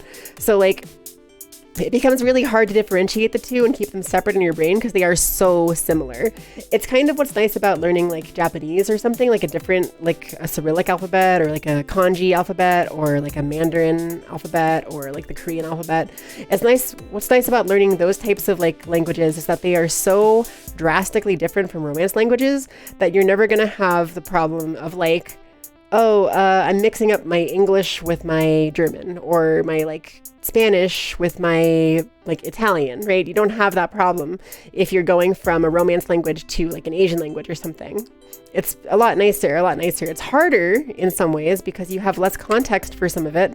But no matter what language you speak, there is always a couple of things that stay the same, right? There's like general speech, like patterns, maybe the grammar is different, but like ultimately the way that you communicate with people is the same types of like thoughts and feelings, right? You're still trying to get across information and trying to convey things, trying to say hi to people, trying to be polite, trying to, you know, express your feelings. So it's always possible. It's just maybe harder for the languages that are more different, more drastically different. I want to get back on the train for learning Japanese. It's been a while. I recently realized that I've taken too long of a break from learning it, that I've kind of forgotten a lot of the katakana and hiragana.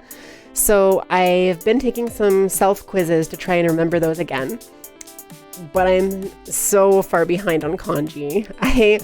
I had WaniKani up to the point where I knew like 300 words of kanji, but I don't remember very many of them anymore. It's very hard for me to keep them from not being mixed up. So I really have to get back on the train. I'm super proud of Priscilla because she's been doing Duolingo for like 104-day streak now or something. Like it's over 100. It's over 100 days. She recently hit 100 days streak of Duolingo Japanese. And I'm so proud of her. That's so, so cool.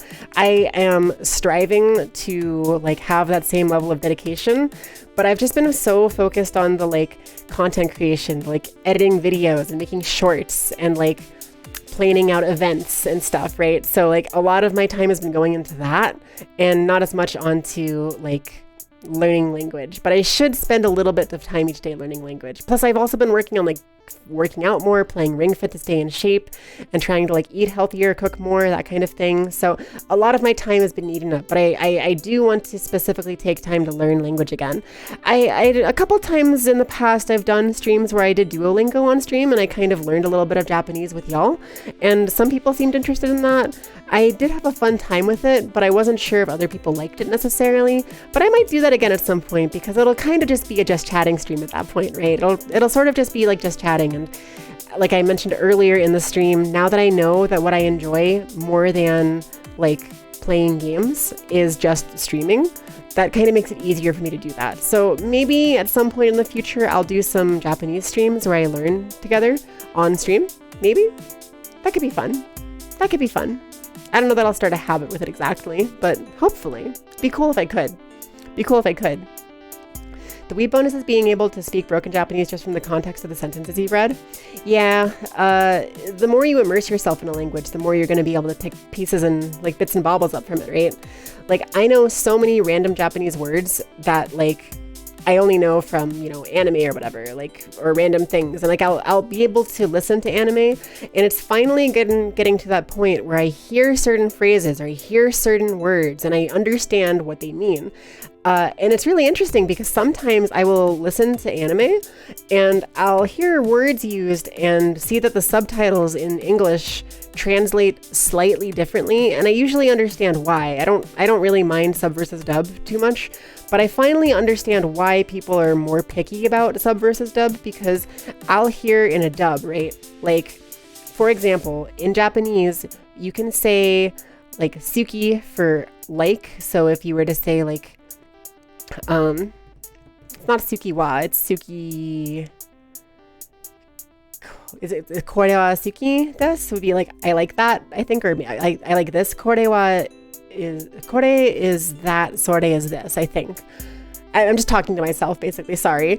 But like, if you hear someone say, I love you in an anime, there's a very distinct difference that's not present in English that like is important, I think, where in English, I love you means I love you, right? It's all I love you. That's all it is. But in Japanese, there is an important distinction between aishiteru, which is I love you deeply, like a family member, like a permanent, like spiritual, like familial bond type connection, versus, oh God, what's the other one? What's the other word? Oh, I totally knew it. Hold on. Japanese word for I love you. It's not aishite mas, because that's what I'm talking about. There's 4 ways to say I love you in Japanese. Okay. There's aishiteru, which is I love you deeply. There's sukita, which is I like you. That's what I was talking about earlier. There's daisuki. Daisuki also means I love you, but it's more like I really like you, technically. And then like you could say suki yanen, which is like a different way of saying that I like you. But anyway, it's really important because like saying, if a character says aishiteru, it is a big deal in Japanese culture. Whereas like in English, yeah, saying I love you is a big deal, but you don't necessarily have that differentiation of I love you like family. I love you like the most important person in my life. I love you deeply, right? There's not really that. It doesn't translate perfectly every time. And that kind of little difference is sort of why people care more about dub versus sub, I think. And it's interesting because even subs, I find, often don't really translate quite accurately all the time either. So really the best way to engage with like anime and get the exact full meanings is to learn Japanese, which like, of course it is, but also that's so much work. But I do actually want to work on it because I'm interested in being able to like explain those types of things, right? I'm interested in being able to see and hear things in anime and go, wait a second, they said this, that's a really interesting translation choice because like blah, blah, blah, blah, blah, blah, blah. That's when you run into problems with people just doing direct translation. Right. In Japan, they don't say I love you, they say yamate kudasai, and I think that's beautiful. No. Mate, chotto mateo. If you could pin that, you would. You would pin which thing? Purple? Omi takere. All according to Keikaku. Keikaku means plan, of course. Why do you think this was digital network? I have the Cartoon Network colors going on. That's why. You had a 100-day streak on Duolingo, but you broke it, just lost all motivation. That's fair. To be fair, you didn't lose your 100-day streak, right? Don't think about it as losing your progress. Think about it as you had a 100-day streak. You still have that. You did 100 days worth of learning. So next time you pick up learning, even if it's not a back-to-back day-to-day streak on Duolingo, technically it's being counted. That's day 101, day 102, 103, etc. Like, you aren't going to lose the language from your brain just because you missed a day, right? Learning is all about repetition. It's all about like cementing that information in your brain. Learning a language is all about just like hearing and immersing yourself in it. So if you spent a 100-day streak on Duolingo, that's amazing. I'm hella proud of you. And you shouldn't be deterred from trying again or picking up and learning more just because the streak broke. Okay? Me at you. Not where the sub versus dub debate comes from. Wait. Well, where does it come from then? You just said that and didn't say anything else, I think. Your favorite Japanese phrase you've learned from subs is untranslated. Sorry, guys. That's pretty good. Did you know that in Finland, when referring to your significant other, you say munkvisti, which means one I don't hate as much as the others? I love that. That is so funny. That's so funny. I like that. You're struggling to get the backlighting to work out with the new keyboard. Understandable. Fingers crossed that works out for you. Keyboards can be kind of a pain. Technology is just a pain to work with sometimes, for sure. I definitely struggle with getting technology to always listen to my whims. It sucks because you set up to be the trans flag backlighting. That's so cool. Oh my gosh. I never would have thought about that, but that's a great way to use your like RGB like keyboard. That sounds so good. Think about it as the Duolingo bird is getting progressively more sus. That's pretty true. It's also been like 2 years since. Oh, excuse me. That's fair, but again, you didn't lose that information. Even if you've taken a break and you feel like you've forgotten it, it's still there. You might have to do some more work to reactivate those like neuron pathways and stuff to get yourself to remember, but those memories are still in your brain. Once you get a little bit back into it, you're going to start remembering. You're going to start thinking, I know this. Oh, I know this. Or you'll think I used to know this, and then you'll see the answer, and then it'll come back to you, and it'll stick more easily because you learned it once before.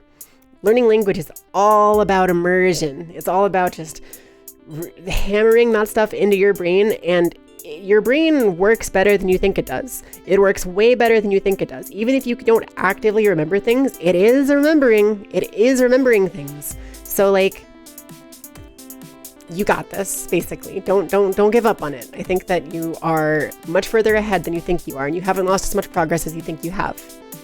Hello. Hi, you pesky bird. Welcome. I don't know if you were here when we were talking about your name, but I love your name. It reminds me of the I actually messed it up. I said, you pesky dog, you had log, but actually it's you sly dog, you had log. But it reminded me of that, and I like that. Also, I like birds, so good name, and welcome. Speaking of language, you were bored one day and made a full-on completely new language? Ooh, that's really cool. Hi, Zixamos. Does Japanese have cases? No, it doesn't. It just has a lot of different kanji. At least as far as I know, it does not have upper and lower case, I think. Because the letters are always the same because of like how complex they are. There's like, there's a bunch of kanji that fill in like a lot of context and information that means specific things. But the basic alphabet is not like an uppercase and lowercase kind of situation. I don't believe. Don't quote me on it, but I'm pretty sure. The sub versus dub debate is actually stupid nowadays since it came from the 80s and 90s era of anime where it was on VHS. At the time, you had to choose if you would get a sub or a dub VHS, so you had to choose. Now you have both on one disc, so it doesn't matter. Elitists wanted to feel superior and say they prefer subs because it's authentic and original, but like subs are not also translated.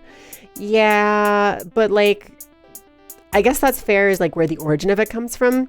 But the like current, more modern sub versus dub debate is kind of about like availability and also preference, right? Where like maybe it's because of elitists or whatever, but also some people just genuinely prefer the sub voices or the dub voices in certain cases. Like for me, I often prefer the sub voices, like the voice actors and actresses in subs. I often like a lot better. But in certain cases, like in Code Geass, for example, I vastly prefer the dub voices. Johnny Young Bosch as Lelouch is like iconic, and I really, really like his like voice for that. And there are certain characters that I think the English casting is just so good. But then there are also a lot of cases where I think the Japanese casting for characters is like absolutely perfect. So it's more of a, for me, kind of a like case-by-case basis, I suppose. Petition to change dubbed anime to dommed anime. Oh, that's pretty funny. That's pretty funny. Yeah.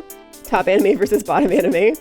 Japan doesn't have cases. Where do they store their stuff? Oh, you, Potter. Aw, you're so silly. You're such a silly little dude. You're just a funny little guy. You're just a funny little creature character. Oh, you. Hold on. Let me steal your joke real quick, okay? Get ready to clip this out of context without the wind up, okay? All right. Japan doesn't have cases? Hold on. I messed it up. All right. Japan doesn't have cases? Well, then where do they store their stuff?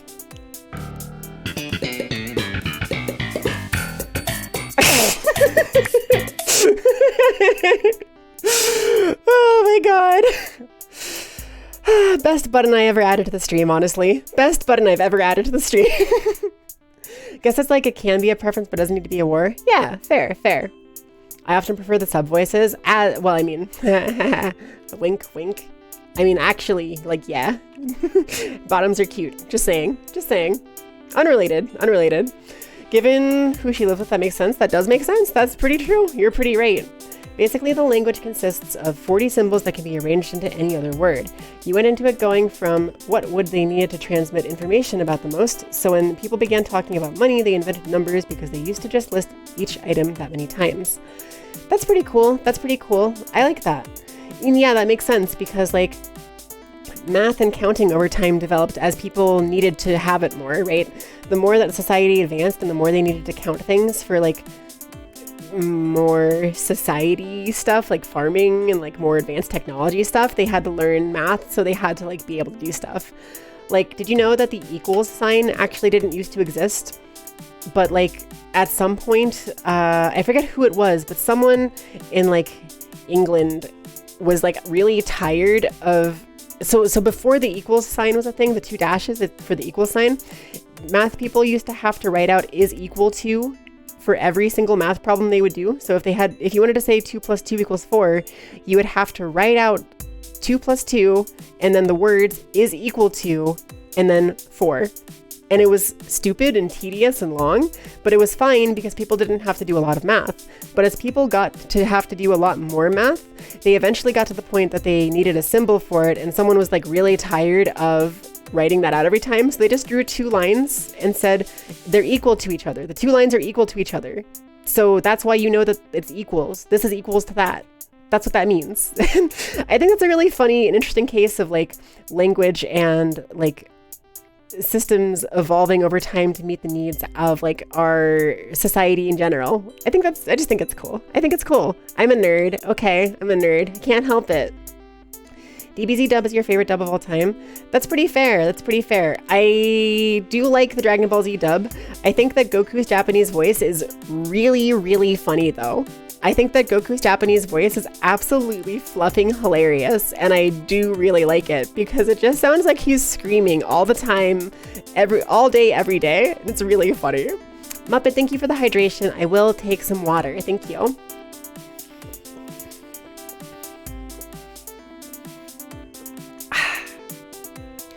Thank you. Thank you for giving water to your Nintendog. I really appreciate it. Bark, bark. You're a little goofball. You do little goofs. You prefer subs because the cute girls don't scream your ears off in the Japanese version, unlike in dubs where they get the highest pitched girl ever and tell them to scream. That's pretty true. That's pretty true. Gotta go back in time and stop that guy from creating the equal sign so equals W equals can never exist. But I love equals W equals. I love my little funny emotes. I love the stupid dumb emotes. You will invent equals sooner so equals W equals can exist sooner. I like that. Power move. Minty Nerdy Me is cute. You're so sweet, Kat. You're so sweet. That's not a case in this context. You mean in the sense that the spelling of a word differs if it's said in a different context. For example, German, die Frau, when it's used as a subject in a sentence, but when it's the woman's property, it's der Frau. Oh, I thought you were talking about upper and lower case, or like camel case if you want to get into programming terms. But I don't know if Japanese has that. I mean, it does have different words for different contexts. It definitely does. Where like there'll be ways to say things in a polite way. There'll be ways to say things in a rude way. There'll be ways to say things in an even ruder way. There'll be ways to say things in a super polite way. And there will sometimes be ways to say things in a neutral way. And like that exists for like almost every word and everything in Japanese, which is really interesting.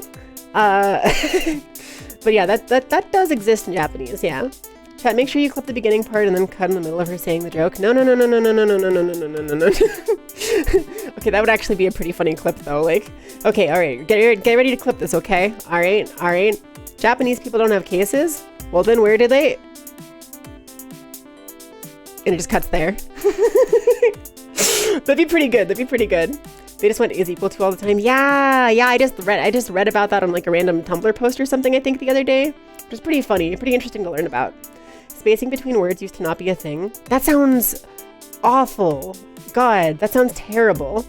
If it got really, really long, that would get really tiresome. Yeah, true. German should not be an example for any grammar because girls are objects and doors are female. To be fair, basically every Romance language except English has gendered words for some reason. Like, why are clouds male? Why is a backpack a female? Like, why is a stapler female? Like, the feminine and masculine like prefixes or like spellings for words is so random and weird in other Romance languages. It's not just German. It happens in Spanish, it happens in Italian, it happens in like Portuguese, it happens in like all those different languages. Gotta go back in time. Already read that. Okay. You're sweeter. Thank you. German is just the easiest example for you to come up with. You could have picked Russian, but that's even less appreciated in this current context, you assumed. Understandable. I don't mean, you're totally fine. It was a good example, I think. It kind of explained the situation of what you meant better. So I definitely got what you meant because of it. So it was a good example in my opinion. Also, Zaiko, that emote is so cute. I love Vio. How are you doing, by the way? I hope you've been good. Don't even know what to call that. That's fair. Yeah, it's kind of hard to explain. I guess cases is what you would call it, but yeah, I don't know. Funniest thing is how many ways there is to say you, and whenever anime characters go you bastard, you bitch, you asshole, they're just saying you. Yeah, it's really, really funny. Like, there's a million different ways to refer to people, and like in Japanese, if you just say you to someone in like an offensive way, it's very similar to like an insult, like you bastard, right? It ends up coming across with that same sort of like meaning and like connotation. So it's an accurate translation to use, but it is a funny difference. Fluff the spacebar. All my homies hate the spacebar. Potter, I will yeet myself away from the earth if there's no space bars. That's too hard on my brain. Japanese people do they keep their stuff?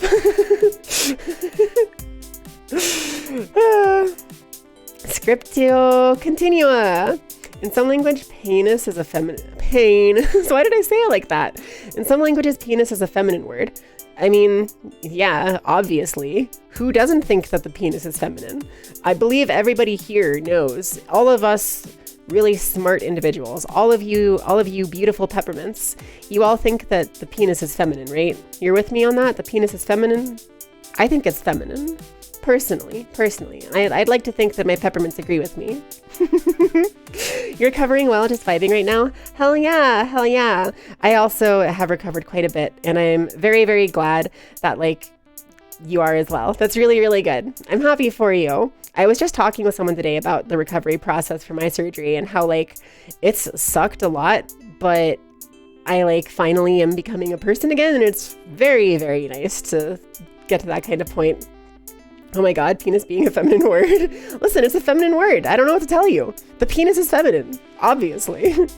You, rude. You, ruder. You, very rude.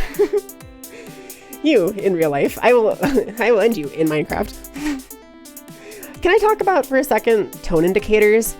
So I think tone indicators are a cool idea. I think that they are useful, but there are certain tone indicators that are, like, way too complex. I think that there's a lot of tone indicators that get so complex that they blur the, like, meaning and point of them in some ways.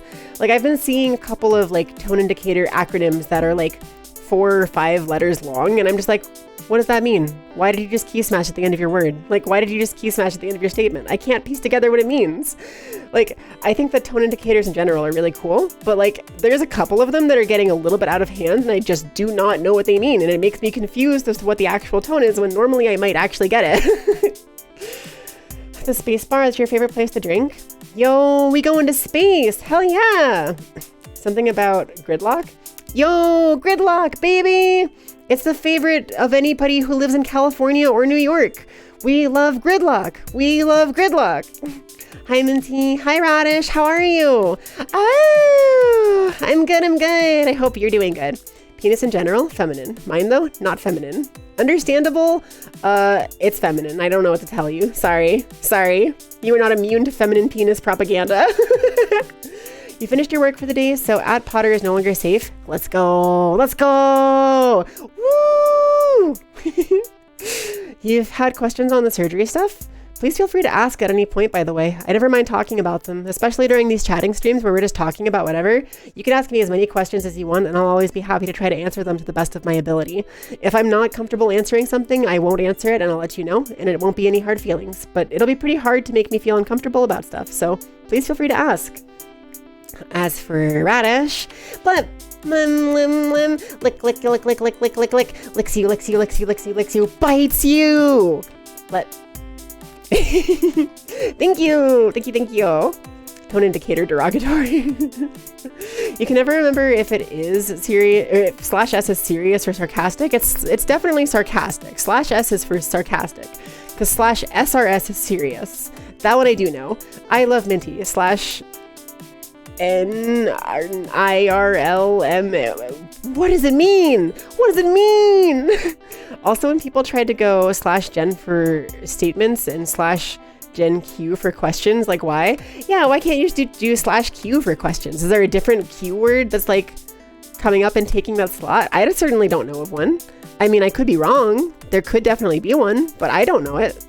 Doing great, thank you. Happy to be here. Hell yeah. I'm glad you're having a good time. Glad you're doing good. You gridlocks and the 3 bears. Oh, excuse me. I was talking of the Momo. It's really funny. You know how, like, a lot of old fairy tales, people always talk about this, right? There's, like, every time that, like, fairy tales come up, everyone's like, actually, most people don't know that The Little Mermaid, the original fairy tale from the Grimm brothers, in, like, Germany or whatever, was a really dark story about a girl who, like, drowned herself or something. Or, like, Hansel and Gretel? That fairy tale was actually really dark. The witch actually ate the kids, and it was, like, really fucked up, bro.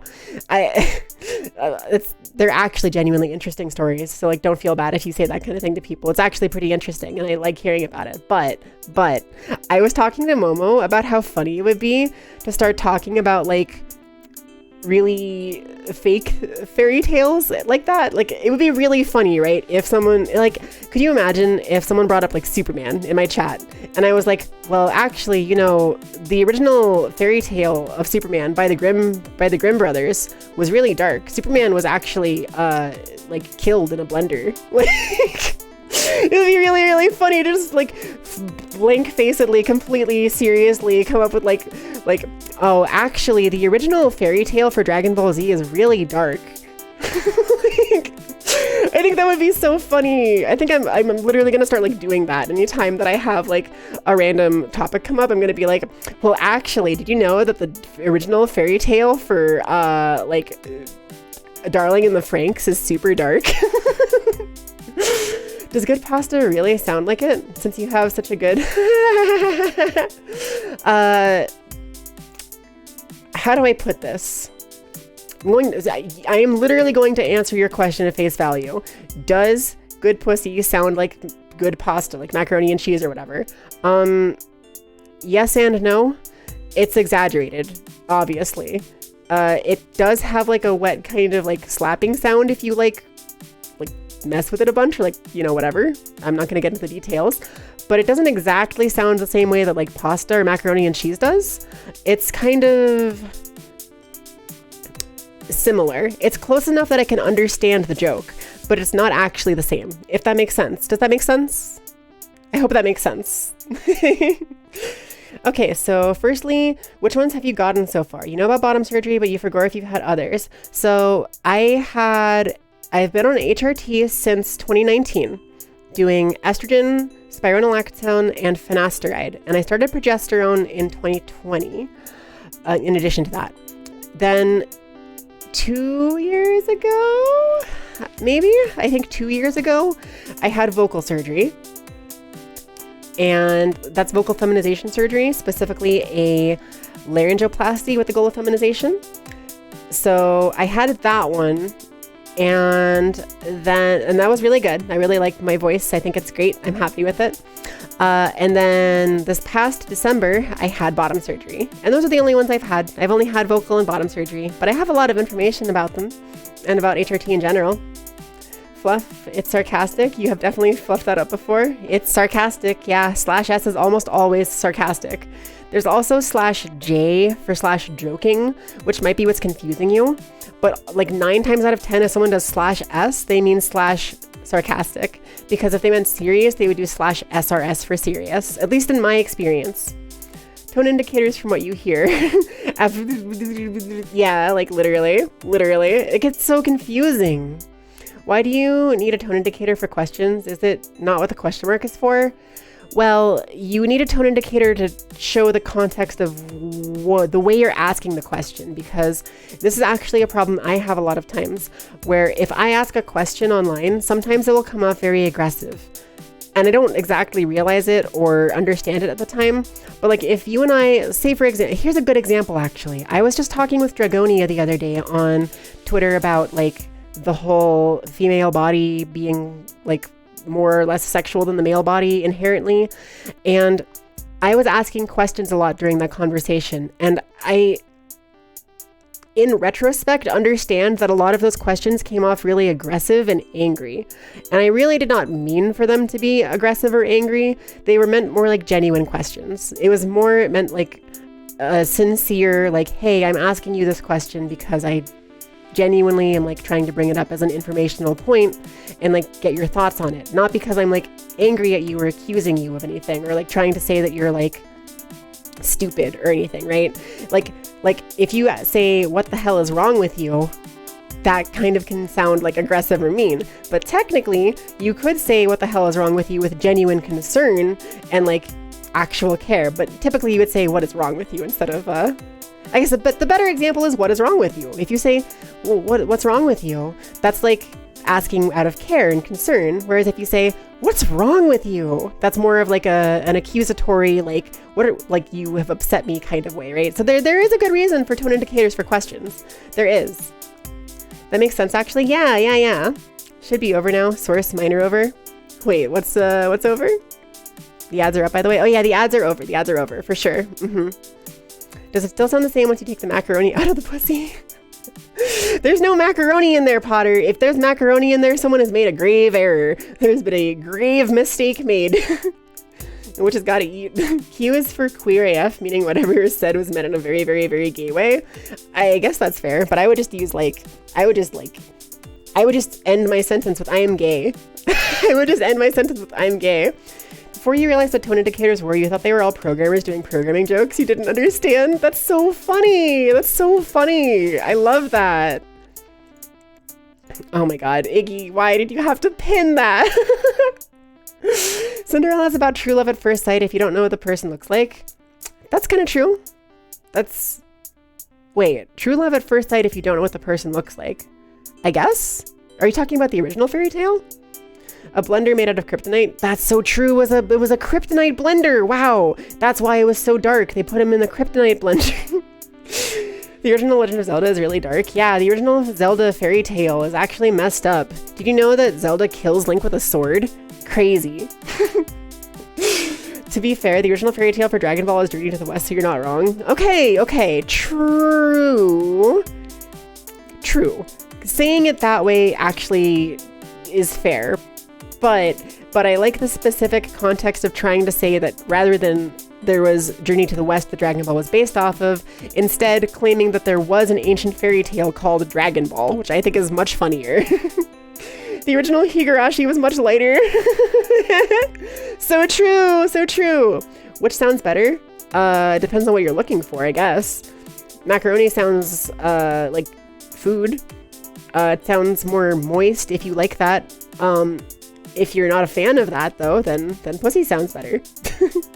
Love you some good moist pussy. No, Nani! You got spaghetti for lunch? I'm sorry, you've been cursed. You've been cursed by the stream. I cannot be held responsible for your loss here. Probably sounds more like a good cataquissy. Nope, does not. It does not. Does it still sound like the same? We'll take the macaroni out. I already answered that. No macaroni in the pussy or you're banned. If you do that, I will send you to the shadow realm. Spaghetti. Okay, you're on estradiol and cyproterone acetate right now. First month with the Cypro, month 3 with estradiol. Cypro is another T blocker, right? It's the other T blocker other than Spyro. It's like one of the other options for it. I believe Cypro has less issues with making people have to pee all the time, as far as I understand. If I remember correctly. So that's cool. I hope that's going well for you. That's really cool to hear. I'm glad that you've been able to start your journey. That's really like a lot of people's hardest part is that first step, right? The journey of 1,000 miles begins with a single step. So really proud of you. It's really cool. Makes sense, actually. You take 4 grams of estradiol, 4 grams. It is grams. Okay. 4 grams of estradiol every 12 hours. You take like 5 to 6 grams. It's probably milligrams technically, but 5 to 6 grams of Cypro every other day. That makes sense, yeah. The ads are over, Anakin. I have the high ground. You can't win, Anakin. The ads are over. I have the high ground. Check out the funny tree. That's pretty true. So I'm not playing Tears of the Kingdom on stream for a little bit longer, right? Because I want to give people time to get the spoilers out of their way.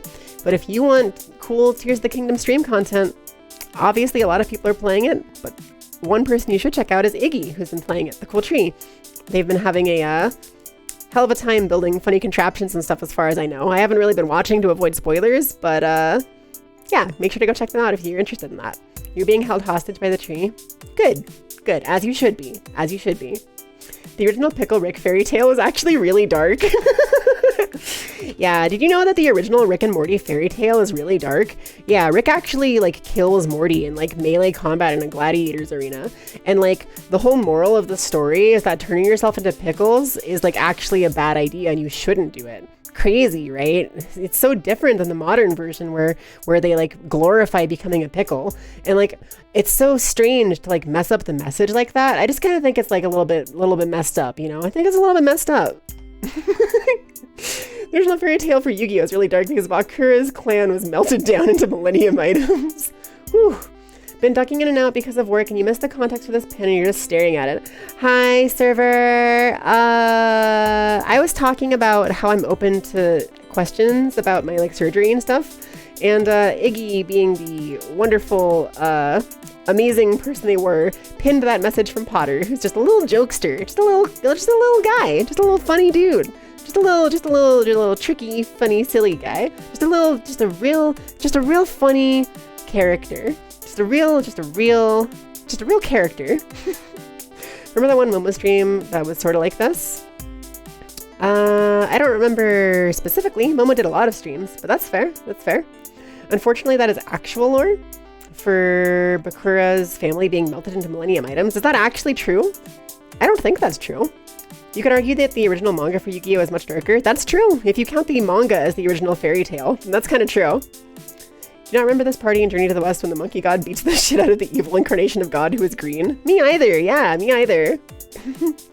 Spyro is a T-blocker. Spyro the dragon, real homie. Trans homie. Spyro is trans mask. Fun fact. Fun fact. If you meet a character who is like Sonic or Spyro, who is like super aggressively masculine, but like in a fun, playful way, like they're very, very way past cool kind of character, and they like aggressively say like catchphrases and act really cool, they're trans mask. All right. I make the rules here. That's a trans mask individual. This is me projecting my agenda onto fictional characters, and they're trans mask now. Sonic, trans. Spyro, trans. What are some other cool, confident characters like that have wacky, like zany overconfidence? Let's see. There's like Groose from Skyward Sword, trans mask. I can't think of any others off top, but yeah. Oh, Duke from Yu-Gi-Oh! Dungeon Dice Monsters Duke. Trans mask, for sure. For sure. Excuse me. Or at least if not trans mask, non-binary. They're at least non-binary. Random shout out for Overly Sarcastic Productions, which has been adapting Journey to the West into very digestible parts over the past few years. That's pretty cool. That's really cool. I like that. You must know the abridged version. Hello there. Yeah, that and Cypro has less clotting risk, which is the big for you because you have a family history of a heart issue side. Also, yep, it's just milligrams, you're just dumb. Understandable. Fun fact, I would like to share an important thing with you about trans healthcare. There is a long established history of trans medication, HRT in particular for male to female transitions, saying that it increases your risk of blood clots. There is actually not much conclusive proof to say that that is the case. And there is actually some proof that says that HRT, specifically estrogen, can reduce your risk of blood clots. So Spyro in particular, I think, is one of the ones that has a higher risk of blood clots, but like HRT in general does not actually necessarily increase your risk of blood clots. They have to be careful just in case, because there has been there's that some information about it, some cases of it, so they have to be extra careful just in case. But the actual research and information doesn't necessarily say that you are more likely to get blood clots if you're on HRT. In fact, in some cases, it proves that you are less likely to. So it's just, there's a give and a take to it. It's not nearly as bad as people think it is. Questions for the feminization surgery: was the process for that or what did they explain the surgery as? That's a bit longer form of a question. If you want to DM me on Twitter or something, I can go into details later. I'm planning to make a video at some point talking about the whole process, but I can say that it's a slow process. It's very annoying. You have to go through a lot of hoops and jump through a lot of appointments and phone calls and visits, and it's really annoying and can be very frustrating.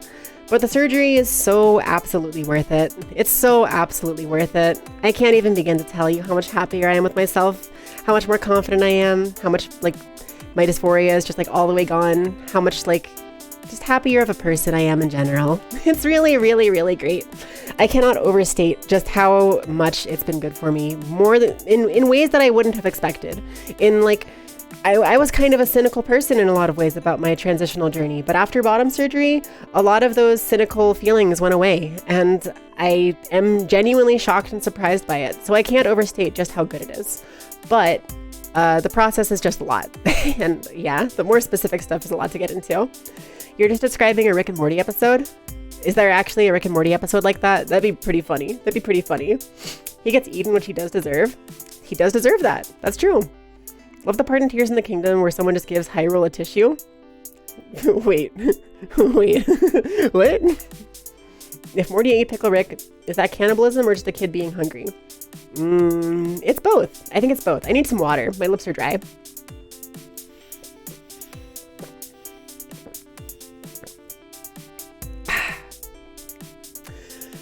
Whew, okay, excuse me.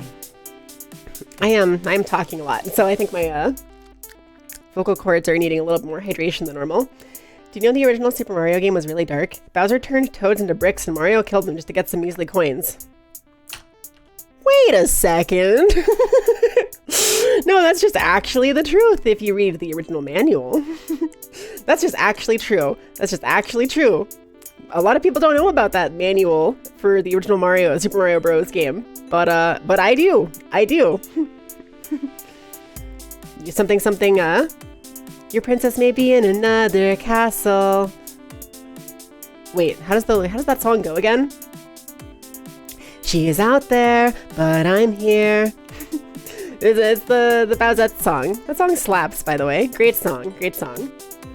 The part in Breath of the Wild where the land finally exhales is hype. Okay. I see what you're doing here. You're joking about the fact it's called Breath of the Wild. Like, oh wow, the wild is breathing. Wow.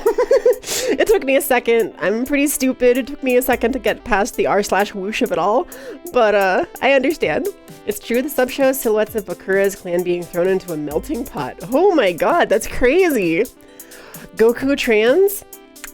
Honestly, yeah, I could see that. He does have that overconfident kind of like hilarious personality. But Goku is more of like... Goku's the transmask himbo though. He's the himbo. He's not like smart enough to actively do that kind of thing. He just passively does it without realizing, right? 99 criminals got killed for the items. Bakura's Egyptian counterpart is the only survivor of that whole thing. That's crazy. Is Gex transmask then? Yeah, Gex is transmask. You're correct. Groose is definitely trans. Exactly. You get me. You get it. Dead name, Dragon Ball Wiki. That's a little known Priscilla reference. Oh my god. You fluffing love Groose. Groose is so funny. I never really played Skyward Sword, but I've seen a little bit of the gameplay of it. I want to play it someday. But I love Groose's theme. Really funny. Hi, Diesel. Welcome. I'm doing good. I hope you're doing good today, too. Good to see you. Hey, thank you so much. You've been stopping by a lot of my streams lately, and it really means a lot to me. I just wanted to say thank you for that. Thank you. Duke is definitely non-binary. Yeah, true. I'm pretty behind on chat. Where's the current messages? That's what's really great is the part in Link, the Faces of Evil where it never existed. Shut up, it doesn't exist. So true. You want to play Skyward Sword? Hell yeah! Me too. Wish everyone would say you're projecting your agenda on these fictional characters. When it happens, it would save you so many headaches. Honestly, very fair. That's that is a completely reasonable thing to ask for because it's stated very matter-of-factly, but it is technically a headcanon, right? It's technically a headcanon, but like it's a headcanon that I'm projecting with a lot of confidence. So I can understand the confusion on that. Which Duke? Duke Devlin from Resident Evil 8. Jake from Resident Evil 9? Is Jake from 9? Whatever one Jake is from. That Jake is transmask. If you're planning to do a watch along soon for that, you did send some OSP vids a while back. What is OSP? Dookie Nukie do the Dookie. Dookie Nukie do the Dookie. Oh my god. Oh wait, that actually sounds really helpful for you. Which one? Did I say something that would be helpful? I don't know what I said that would be helpful. I'm sorry, I forgot. I'm too behind on the chat. Either way, in general, you have increased risk. You try to watch your diet so you don't have any issues down the road. It's always smart to watch your diet in general, so that's really good, and I'm glad to hear that. Everyone's bodies are different and react to things differently. True, yeah. So it's definitely not an exact science, and a lot of the warnings and precautions are just that, warnings and precautions. They aren't necessarily things that will happen or things that you have to worry about exactly. They are just things that could happen that you should be aware of because they have happened to some people. Hope you can get an entry to you soon. It's been a year since you discovered you wanted to transition, you want to be a girl now. Hey, if you ever have any questions or need any help, feel free to hit me up. I have gone through the process myself. I've helped Priscilla through the process, and I've given a lot of information to a bunch of other trans people as well who are starting out. It's pretty scary. And a lot of work, and it feels very overwhelming. But the best way to get started is just to start, right? Best day to plant a tree is 10 years ago, but the second best day is today. You just gotta get started at some point. You have to get started, like, when you can, because it's a long process. It takes a very long time, and you'll be thankful that you started sooner than later if you do. As long as you're safely able to, of course. Don't push yourself to do something you're not going to be safely able to do. Gifted a sub to Resident Evil 9. Okay, let me say the line. Thank you, Resident Evil 9, for adding a chip to my sundae. Adding a chocolate chip to my sundae? Adding a mint chip to my sundae. Thank you, Resident Evil 9, for adding some mint chips to my... for adding another mint chip to my... Thank you, Resident Evil 9, for adding another mint chip to my sundae. That's cute. Okay, that's cute. I like it. Also, most of the AMAB folks in your family rarely make it past the age of like 55 due to the clotting/heart issues. Fair. Well, hey, fingers crossed then that HRT ends up being a blood clot reducing factor for you, because it can be that. It can. So, hey, fingers crossed. Really hoping for that for you. This is about time for your Twitter to be private. You can still DM me, I think. I'm not sure. But just whenever you get the chance, I can give you more details if you want. I haven't been super available for everyone just because I've been like really busy doing a bunch of stuff, but I try to be as best as I can. So please feel free. My DMs on Twitter are open basically for that reason. Business opportunities as well, but mostly for that reason. Super proud of you for seeing everything through and glad you're happy with your results. Thank you, Inat. I really appreciate that. I really do appreciate that. The kingdom is crying. Tears of the kingdom, because they're crying because they gave it a tissue. I just put it together. I just figured out the joke. Wow, I am so stupid. You said that joke like 15 minutes ago or something, and I just like did not get it. I just did not get the joke at all. I was like, haha, yeah, you gave Hyrule a tissue. That's great. I didn't get it at all. I literally didn't understand. Peaches. I love you, Peach. Bread of the wild. Bread from the wild. I love bread. What if Toad was actually Peach in a costume and Princess was in fact not in another castle? Plot twist. Transmask himbo. Oh my gosh. True. Best type of... So here's the thing. Some of the best boys are himbos. So if you're transmask and also a himbo, congratulations, you have an advantage. You have an unfair advantage over other trans masks. Jeepers, it's so cold you can see my Breath of the Wild. Breath of the Wild guy.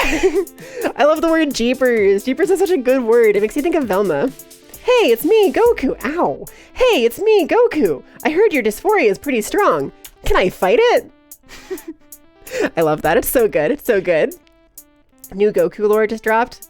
Pretty true. PC did a fluffy wuffy. Where did Minty go? I'm right here. I'm being attacked by things. People are throwing things at me. It's very rude. That's what's really... the vibe you're getting about the surgeries is that you really got to get into a career where you can work from home, like coding, as opposed to restaurant work where you have to physically be there. So it would be helpful if you could work from home. It would make your life easier if you could work from home, but it is not a requirement. It is absolutely not a requirement. You will be able to get medical leave at most places for your surgery because they legally have to allow a certain amount for certain things like surgeries and stuff in a lot of places. Maybe not necessarily where you live, but probably. You will most likely be able to get a break from your work or whatever. And technically, after about a month out from your bottom surgery or most of the other surgeries, you'll be able to work again. It might not be the most comfortable situation and you might have to take extra breaks, but you'll be able to get doctor's notes excusing you for hey, extra bathroom breaks, or hey, I need to be able to take a second lunch or whatever. You'll be able to have accommodations and stuff made for you if you get doctor's notes for things, because people legally have to pay attention to medical doctors and stuff. So it might not be perfect or ideal, but you can go back to work in a physical place like that. That said, if you have the option for work from home, definitely go for that. That's going to be a lot easier on you. But don't let yourself be stopped from getting the surgery just because you don't have that as an option. If you are stuck working in a restaurant or something, you can go back to the restaurant and work and you'll be fine. It'll be a bit uncomfortable, it won't be ideal, and it'll suck trying to manage dilating and post-surgery care and stuff, but you will be fine. You will get through it. It is possible. What's really great is the part in Link Faces of Evil when... Oh, I already read that. Yeah. You want to play Skyward Sword? I already read that. I'm behind. I'm so behind. You're a CDI Zelda apologist.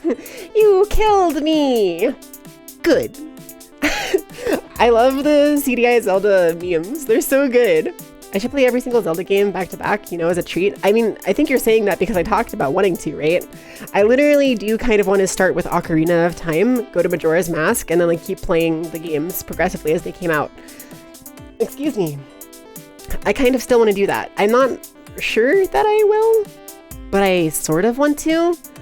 It's a very big time commitment and investment to do. But it would be a pretty good excuse to do a video series with more edited videos, like editing through my experiences with the games and stuff and talking about them, right? I think that could be really fun, and I may do it. It's still up in the air. I'm still playing with the idea of it, but that is a thing that I was considering. You got Diesel, Minty, it's a good day for you right now? Hell yeah! You should replay Skyward Sword. It's fun. I can't wait to bomb some of the dongos. God, I love the memes. They're so good. Don't get to stop by often or chat because you have really bad attention deficiencies. You've been trying harder to stop by your friends when they stream. I mean, you say that, Diesel, but I feel like most often when I stream, you've been able to pop in here or there. I think you might be thinking that I stream more than I do. Because I feel like it's been a while since you've missed a stream, actually. I feel like you've been to almost all of them. And it genuinely does mean a lot to me. It makes me feel really good and happy to see you. And I really appreciate you. But like, yeah, I don't know. I don't feel like you've missed very much. Excuse me.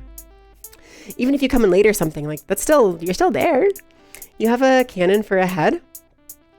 Head cannon. I see. Yes, I have a cannon for a head. There is no Resident Evil 9. What the fluff are you talking about? Oh, that's why you gifted a sub to Resident Evil 9. I don't know. What's the game with Jake in it? The one with Fabio. The one where Jake punches Fabio into lava? And like there's the girl with the electric stick, and she's really cute.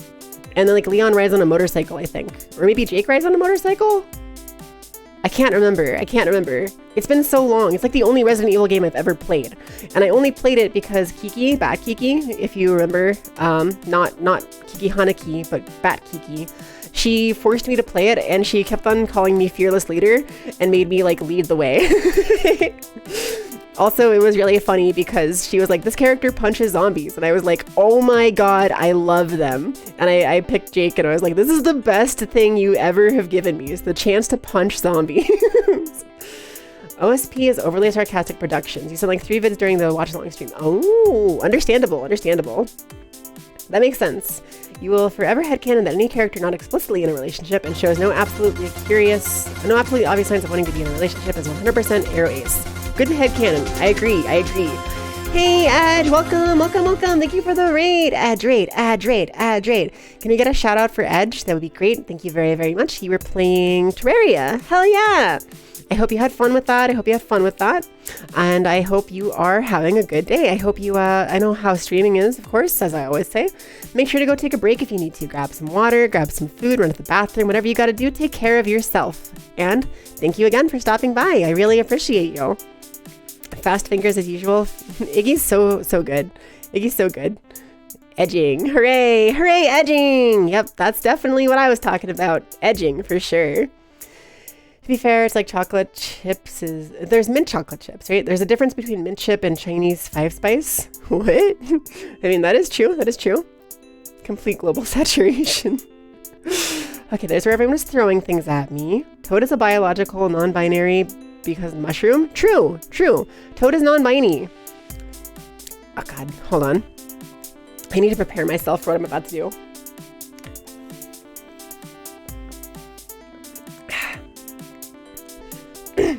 Mario! I'm non-binary!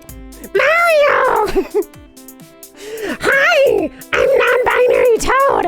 I'm not male or female! I'm a mushroom!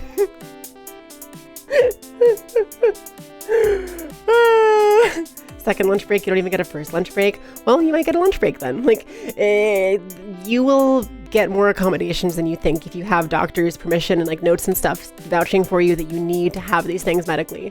Because if they don't give you those things, you can sue them, and they don't want to deal with that. It is way more work for job owners and like business owners to actually like deal with legal trouble than it is to just accommodate their workers a little bit for like medical issues. Like, it's not ideal, but it's something you should try to push for if you can.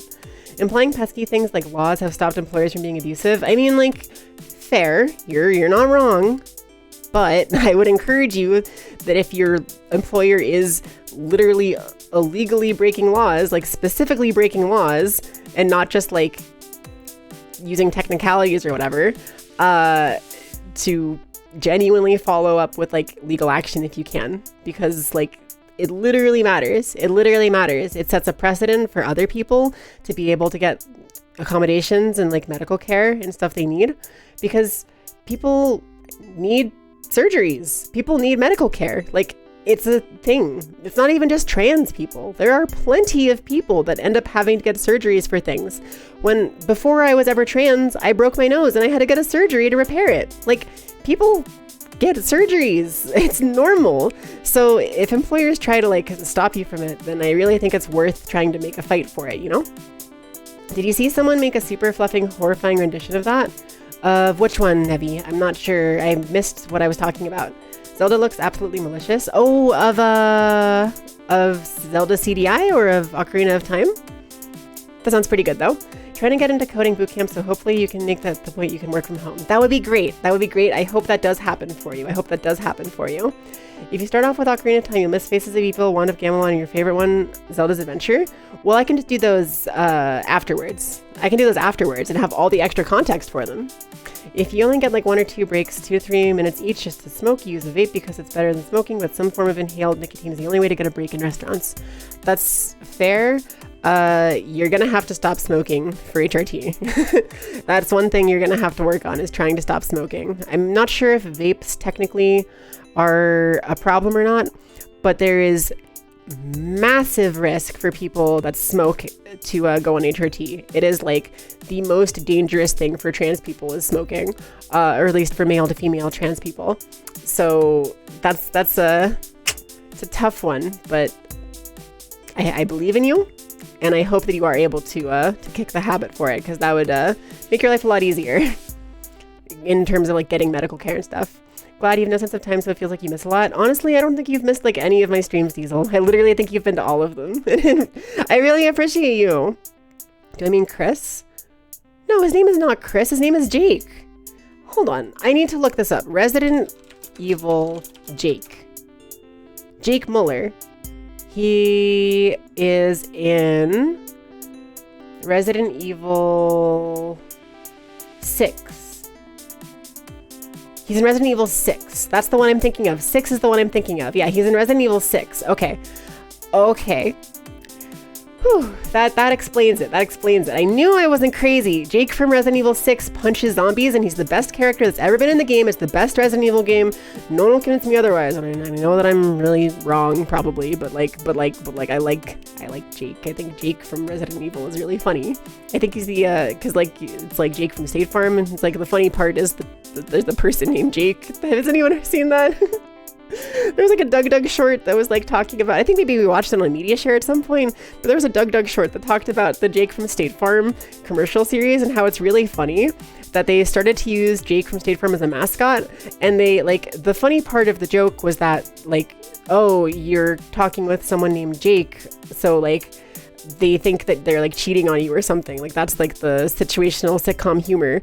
And like they were like, oh, what's the funny part about this ad? And instead of getting that the joke was that, they were like, no, the funny thing that people like is the concept of a human man named Jake. That's hilarious. We're just gonna use that. You tried to get on HRT and the waitlist in your area is like 3 years backed up, and going with online and Plume is $100 a month. Wish this was easier. That's why I recommend starting sooner. Honestly, that's like literally the whole reason that I try to push people to start sooner than later, because the wait lists are long. The time you have to wait, the time you have to go through, like the hoops you have to jump through, the red tape you have to deal with, it's long, it's frustrating, it's arduous, it sucks. But you can get there. You have to start at some point, and the time, 3 years is a long time, but 3 years will eventually come and pass.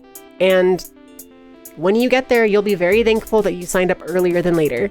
So I just always try to encourage people that are afraid of starting because they think it'll take too long to just start sooner than later. Because like, what's the difference going to be? What's the difference going to be? You're going to start now on the wait list for the 3-year thing, right? And then like, or you're not going to start now? Hold on, my brain just shut off. So if you start now and 3 years from now, you're able to get HRT versus maybe a year from now, you finally tell yourself, I actually think I can get HRT. Well, in a year from now, if you sign up, that'll be 4 years. You'll need to wait 3 extra years from that point. Whereas if you sign up now, and then in a year from now, you decide that you're like actually ready for it, you only have to wait 2 years then because you already had a year of like deciding time. So I think it's a lot better to go sooner than later for that kind of thing. Also, unga bunga. So true, so true. Wish you could start, but this place hates you. I know, that really sucks. It really sucks when living situations are super unwelcoming or accepting like that. I understand, I was in one as well, but it does get better. You'll have a chance to move out eventually. You'll have a chance to make your own life. And I really know that you will get there. I know that you will. It is almost surreal for me to be saying that, as if like I'm on the other side now. It is almost surreal because, just like you, just like all of you, 4 years ago or so, 4 years ago, just like you all, 4 to 6 years ago, that range of time, I thought it would be impossible. I thought I would never get here. I thought I'd never be happy with myself. I had so much dysphoria and self-doubt. And like, I was worried that my life was just going to always kind of passively have that type of like negativity and suffering and stuff. But the time passed and I kept on going through the processes and jumping through the hoops and I made it. I'm on the other side now. And you can also do that. You can also get there. It sucks. It's the worst. Dealing with like being stuck in a terrible household situation, really bad, really bad. But you'll get a chance to leave. You'll get a chance to make your own life. You will get there. Just keep on hanging on, keep on pushing. And like, eventually, in a few years' time, you're gonna look back and think, wow, I'm surprised that I like got here, but I'm really happy I'm here the same way that I am. So yeah, fingers crossed for you all. You got this. I believe in you. 3 years plus taking into account the other people that are on the wait list that is decided in the meantime. Yeah. It's not always 3 years everywhere. It's just like where Diesel is. I know in Britain, a lot of places, it's a 2-year wait list. And surprisingly, America's actually pretty good for it in a lot of places. Like there's a couple of places where you can get on HRT and start within like months, which is crazy. I was actually able to go to a PCP and ask about it and be eventually referred. Like, it's really funny. My situation was very specific because there wasn't a precedent for it in my area. There weren't Pride clinics or anything like that. So I just went to my PCP and asked for help and like called nurses and stuff. And eventually one nurse was like, wait, I can help you. I had another trans person who went to this like endocrinologist and they deal with hormones. So they were able to prescribe HRT for you as a trans person. And they were able to give me that person's like number and like address and stuff and their like name. And I was able to get scheduled with them and they were in fact able to get me HRT. And it only took like 2 months or something to get started on it, which was crazy because before that it took me so long to get started and I just assumed it was going to take forever and there would be no way around it. But I just kept on going to doctors and calling and pushing and asking and bothering, and eventually there was a solution and it's really good. It's really good. It's really, really good. You mean add to that you don't even know that trans people were a thing until like 3 or 4 years ago and you slowly realize this feeling that nobody else knew was actually a thing people felt. Understandable. Have you ever heard me talk about that, Kat? Because that's a similar experience. I have that shared experience with you. I didn't learn that trans people even existed until like 2014. So 9 years ago now. I didn't learn about that until 2014, and I was like 23 or something. I don't remember how old I was. I was like in my 20s or something. I'm still in my 20s, but like I was in my earlier 20s. So I have only even known about trans people for like less than 10 years. I didn't even know they existed. I didn't know that was a thing a person could be or feel or think.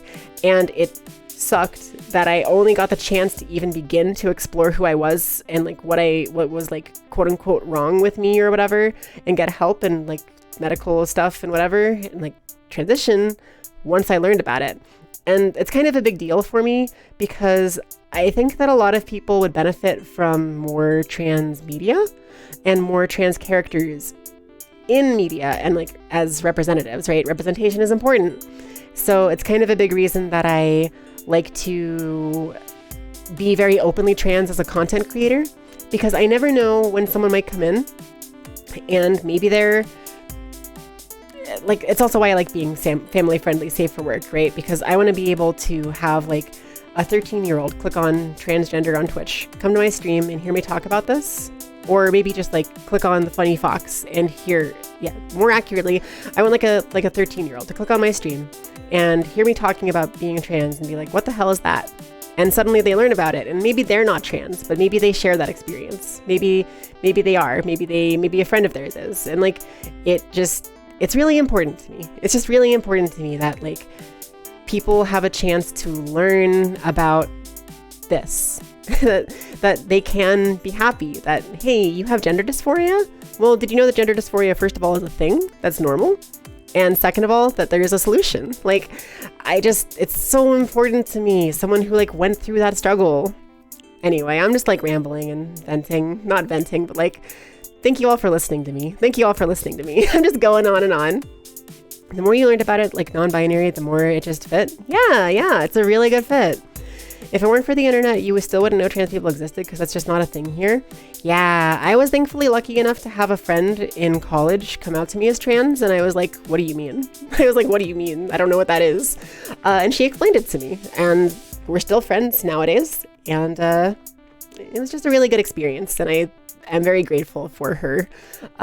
It was very nice that we were able to kind of share the trans experience sort of in that way. And that friend, yeah, that's right. It was Obama. God. You guess what gender? No, gremlin. You follow quite a few trans people on Twitter that were really surprised they could get scheduled to start transitioning as soon as they could compared to what they expected. Yeah, there's so much better availability in lots of places that people don't think there will be. There is bad availability in lots of places. There is a bad like struggle for a lot of people, but like people are always surprised by stuff. Like Diesel, you said you don't even want bottom surgery or voice surgery because it costs too much, but it really feels like there's no options for you. Even if you do get on the wait list and get to hormones, you can't afford any of it. You're already stuck with a court date for eviction and it feels like you're never going to get to transition. I'm sorry you're dealing with that. You absolutely will be able to get there in life. It's a struggle, but I believe in you. And I know that you will be able to get there because I also thought I would never be able to afford vocal surgery. I also thought I would never be able to afford bottom surgery. I didn't think I'd be able to afford HRT at first, but that became pretty quickly clear that I could because it's actually not that expensive. HRT is a lot cheaper than people think it is in a lot of cases. Not always. It can be kind of expensive, but like there are some cheapish options or reasonably priced options that you could theoretically afford. And vocal surgery, so much cheaper than it says online. If you look up information, it says $10,000, $15,000, $20,000 plus. Mine was $3,500, and that's still a lot of money. Don't get me wrong. That's still a lot of money.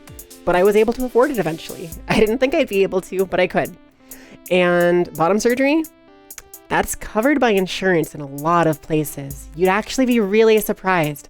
Even if you don't have good insurance. Like my insurance right now is free insurance because streaming is my full-time job. So I don't make enough income to like pay for insurance or whatever. So I get like the government insurance that is like for people who make less money than like the poverty line or whatever. And that insurance covered my bottom surgery. It's like not good insurance, but it covered it. And like a lot of insurance companies, especially in America, cover it fully, if not partially, and make it a lot more affordable and possible. It's hard. It sucks, but I believe in you and I know you're going to make it. And you just got to keep sticking to it and like trying to, work on yourself. Okay. Sorry that this just ended up becoming like a trans sort of circle, I guess, where I was just kind of talking at you about like trans experiences or whatever. I guess I shouldn't say sorry. It's just like trans positivity, right? I'm just kind of sharing good experiences and trying to help. So I'm sorry if this ended up being something different than what you expected, where we got off topic or got sidetracked or whatever. But I really, really, really, really just, I appreciate you all. I love all of you. And I really do want to be able to help other trans people. And that includes a lot of my friends, like you all, who, like, not all of you are trans, but a lot of you are. So, like, I want to help if I can. Your bottom surgery of choice is Mickey's Dick Smash. Cut! Mickey's Dick Smasher! Oh my god! Oh my god! I forgot about that. I haven't thought about that in so long. Oh my god! I'm gonna have to find that and look at it. Oh my god, it's so funny. Okay, I was gonna end the stream in just a second. Let me read this comment and respond to it really quick, but I need to find the original Mickey's Dick Smasher meme to share on stream real quick before I end. I hope that you can, but as you are now, you couldn't afford meds if you wanted. It's kind of scary. There's still stuff you can do. Comms got you, but now you're like in the dumps. Really hope something works out for you. I also really hope things work out for you. I wish I could offer more specific advice, but like, I just know that life goes on, right? And things do get better. And like, even if you are in the absolute worst place ever in the world, time is long and things happen and life goes and changes. And you never know where you might be in 5 years or however many years, right? So fingers crossed things work out for you. I'll be rooting for you. What the fluff is Mickey's Dick Smasher? Well, we're about to find out, aren't we? We are about to find out. All right, let me just search it up before I switch screens here. So Mickey's Dick Smasher. Know your meme. Perfect. Thank you. Do I have the original here?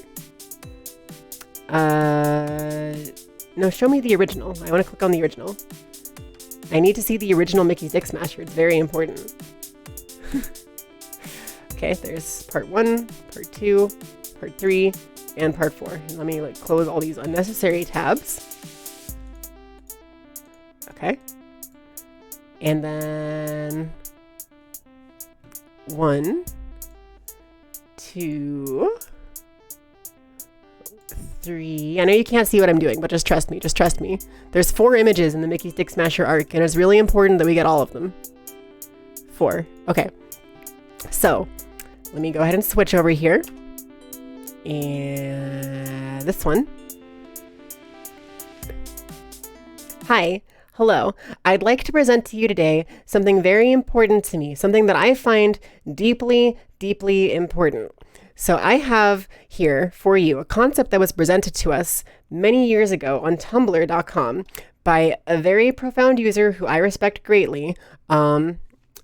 They are, which user was it?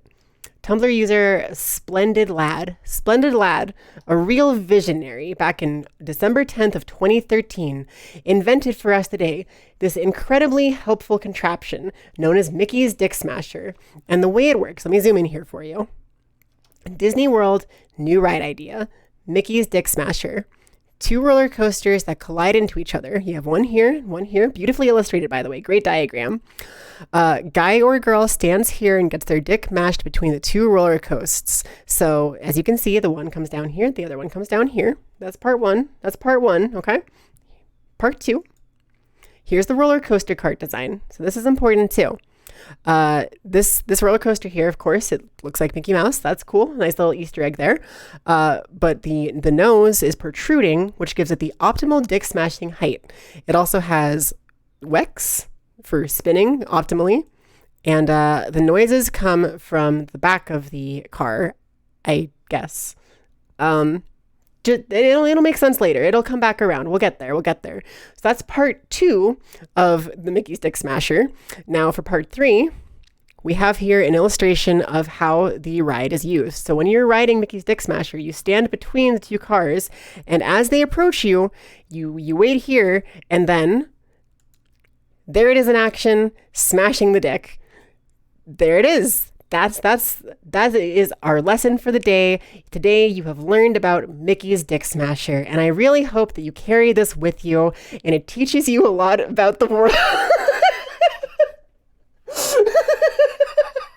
Do you have any idea how hard it was to maintain a straight face through that whole thing? Look at this fucking car. Optimal dick smashing height.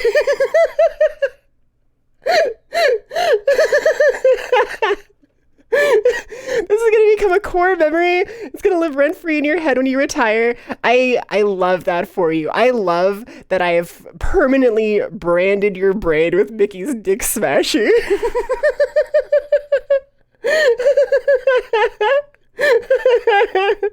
It's gonna be me if I change my mind. For real. You're so clipping this. Please do.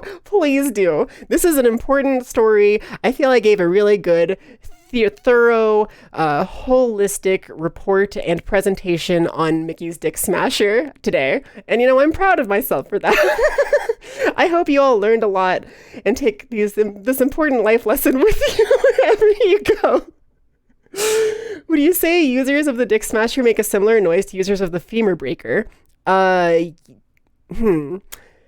probably a similar noise, but maybe a bit higher pitched on average, because the femur smasher, sometimes when you smash your femur or other bones, you kind of make that like, kind of yell. But if your dick gets smashed, it makes you you recede up into the wincing sound. So if you yell as you wince, it kind of makes a kind of a higher pitched sort of wheezing kind of sound. So it's a little different, but it's along the same lines. It's a pained noise, but it's a different type of pained noise. You're gonna be in your deathbed thinking about not your family and loved ones, but Mickey's Dick Smasher's face.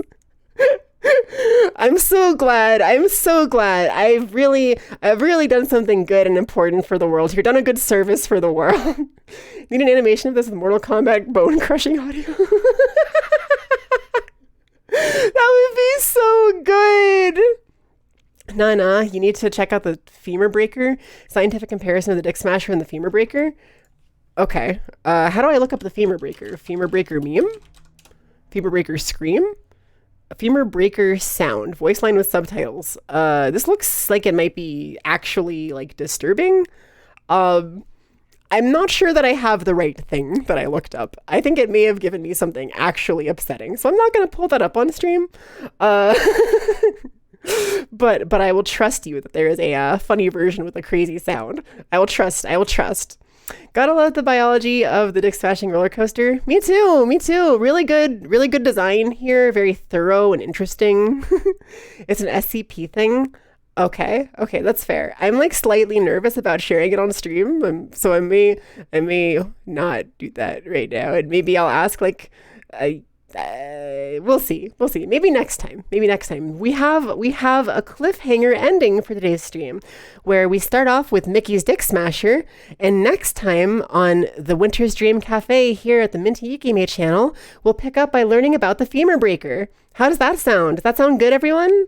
I know tomorrow is the Celeste stream, but maybe we can do a small diversion beforehand to learn about the femur breaker together. Sound good? The hell did you just come into? Hi, you came into the perfect part of the stream. I just finished presenting the Mickey's Dick Smasher. So now you get to look at Mickey's Dick Smasher, not with the full presentation and context, but just without the context. And isn't that even just better? Isn't that just better? Here's the original blueprint for Mickey's Dick Smasher, by the way. How to attract a thing that delights in human suffering. Put a D class in a machine that breaks the fluff out of their femur. Fair. What time is it for you? It is 4:22. If you were going for 4:20, I'm sorry if I missed it, but it is 4:20, baby. Blaze it. Woo! Woo! All right. Okay. I do have to call it here, but let me swap back to this. Hi. Thanks again for spending your day with me. It really, really, really means the world to me that we get to hang out and spend time together. Like I said, I've said it a couple times today, but streaming really has become the thing that I enjoy the most in life in a lot of ways. It's just so fun, and I really like all of you, and I really like getting to talk together. And it means the world that you support me and want to come hang out. Genuinely, it makes me feel so much happier and better, and I'm just really, really, really glad to have you all here, and I'm feeling sentimental. You know, it's Mickey's Dick Smasher. It's really got me feeling this.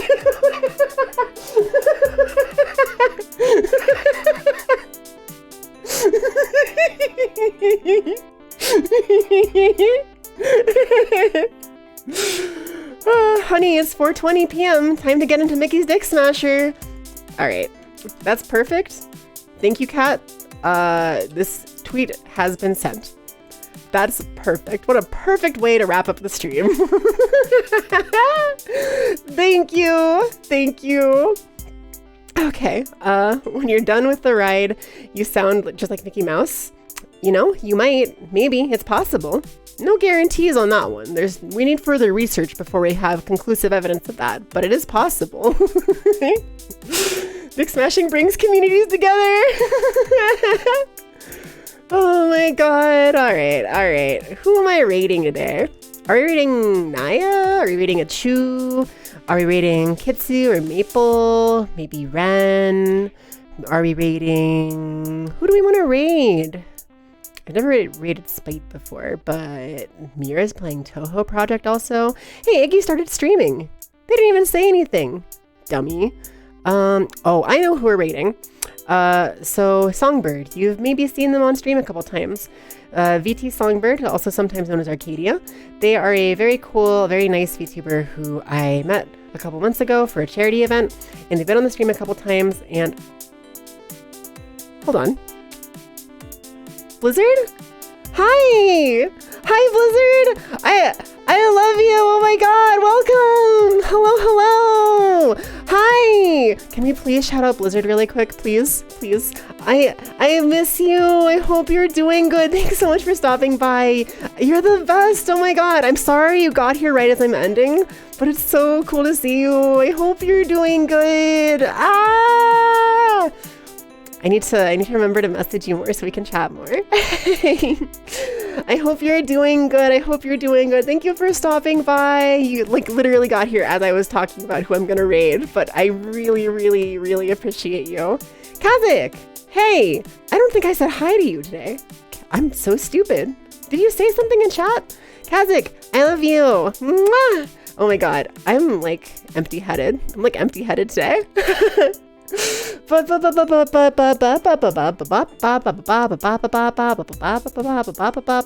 Hey, we're gonna raid Songbird. They are really new to streaming. They're playing Elden Ring. They have did I see the tweet redeem? Which one? The Dick Smashing tweet redeem? Because I did do that.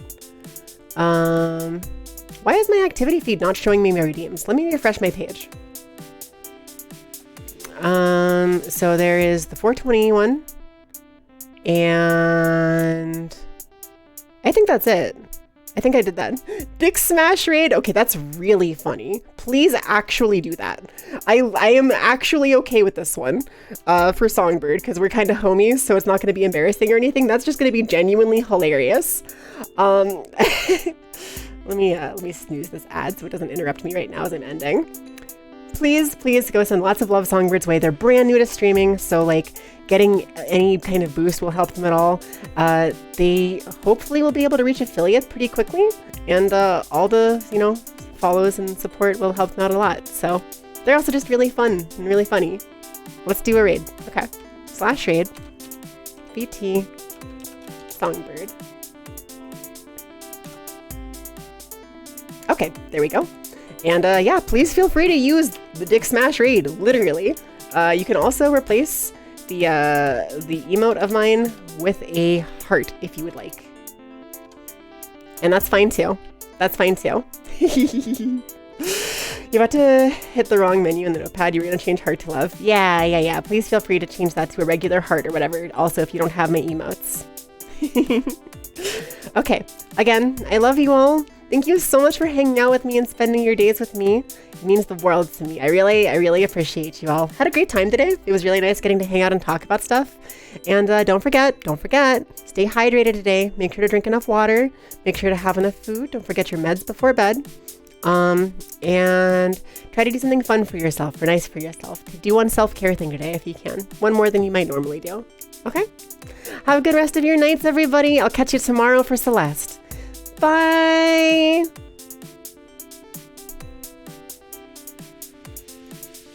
And wait. Why didn't it send? They're playing Disco Elysium. Okay, this is fine. This is fine. Okay, sorry. Send the raid!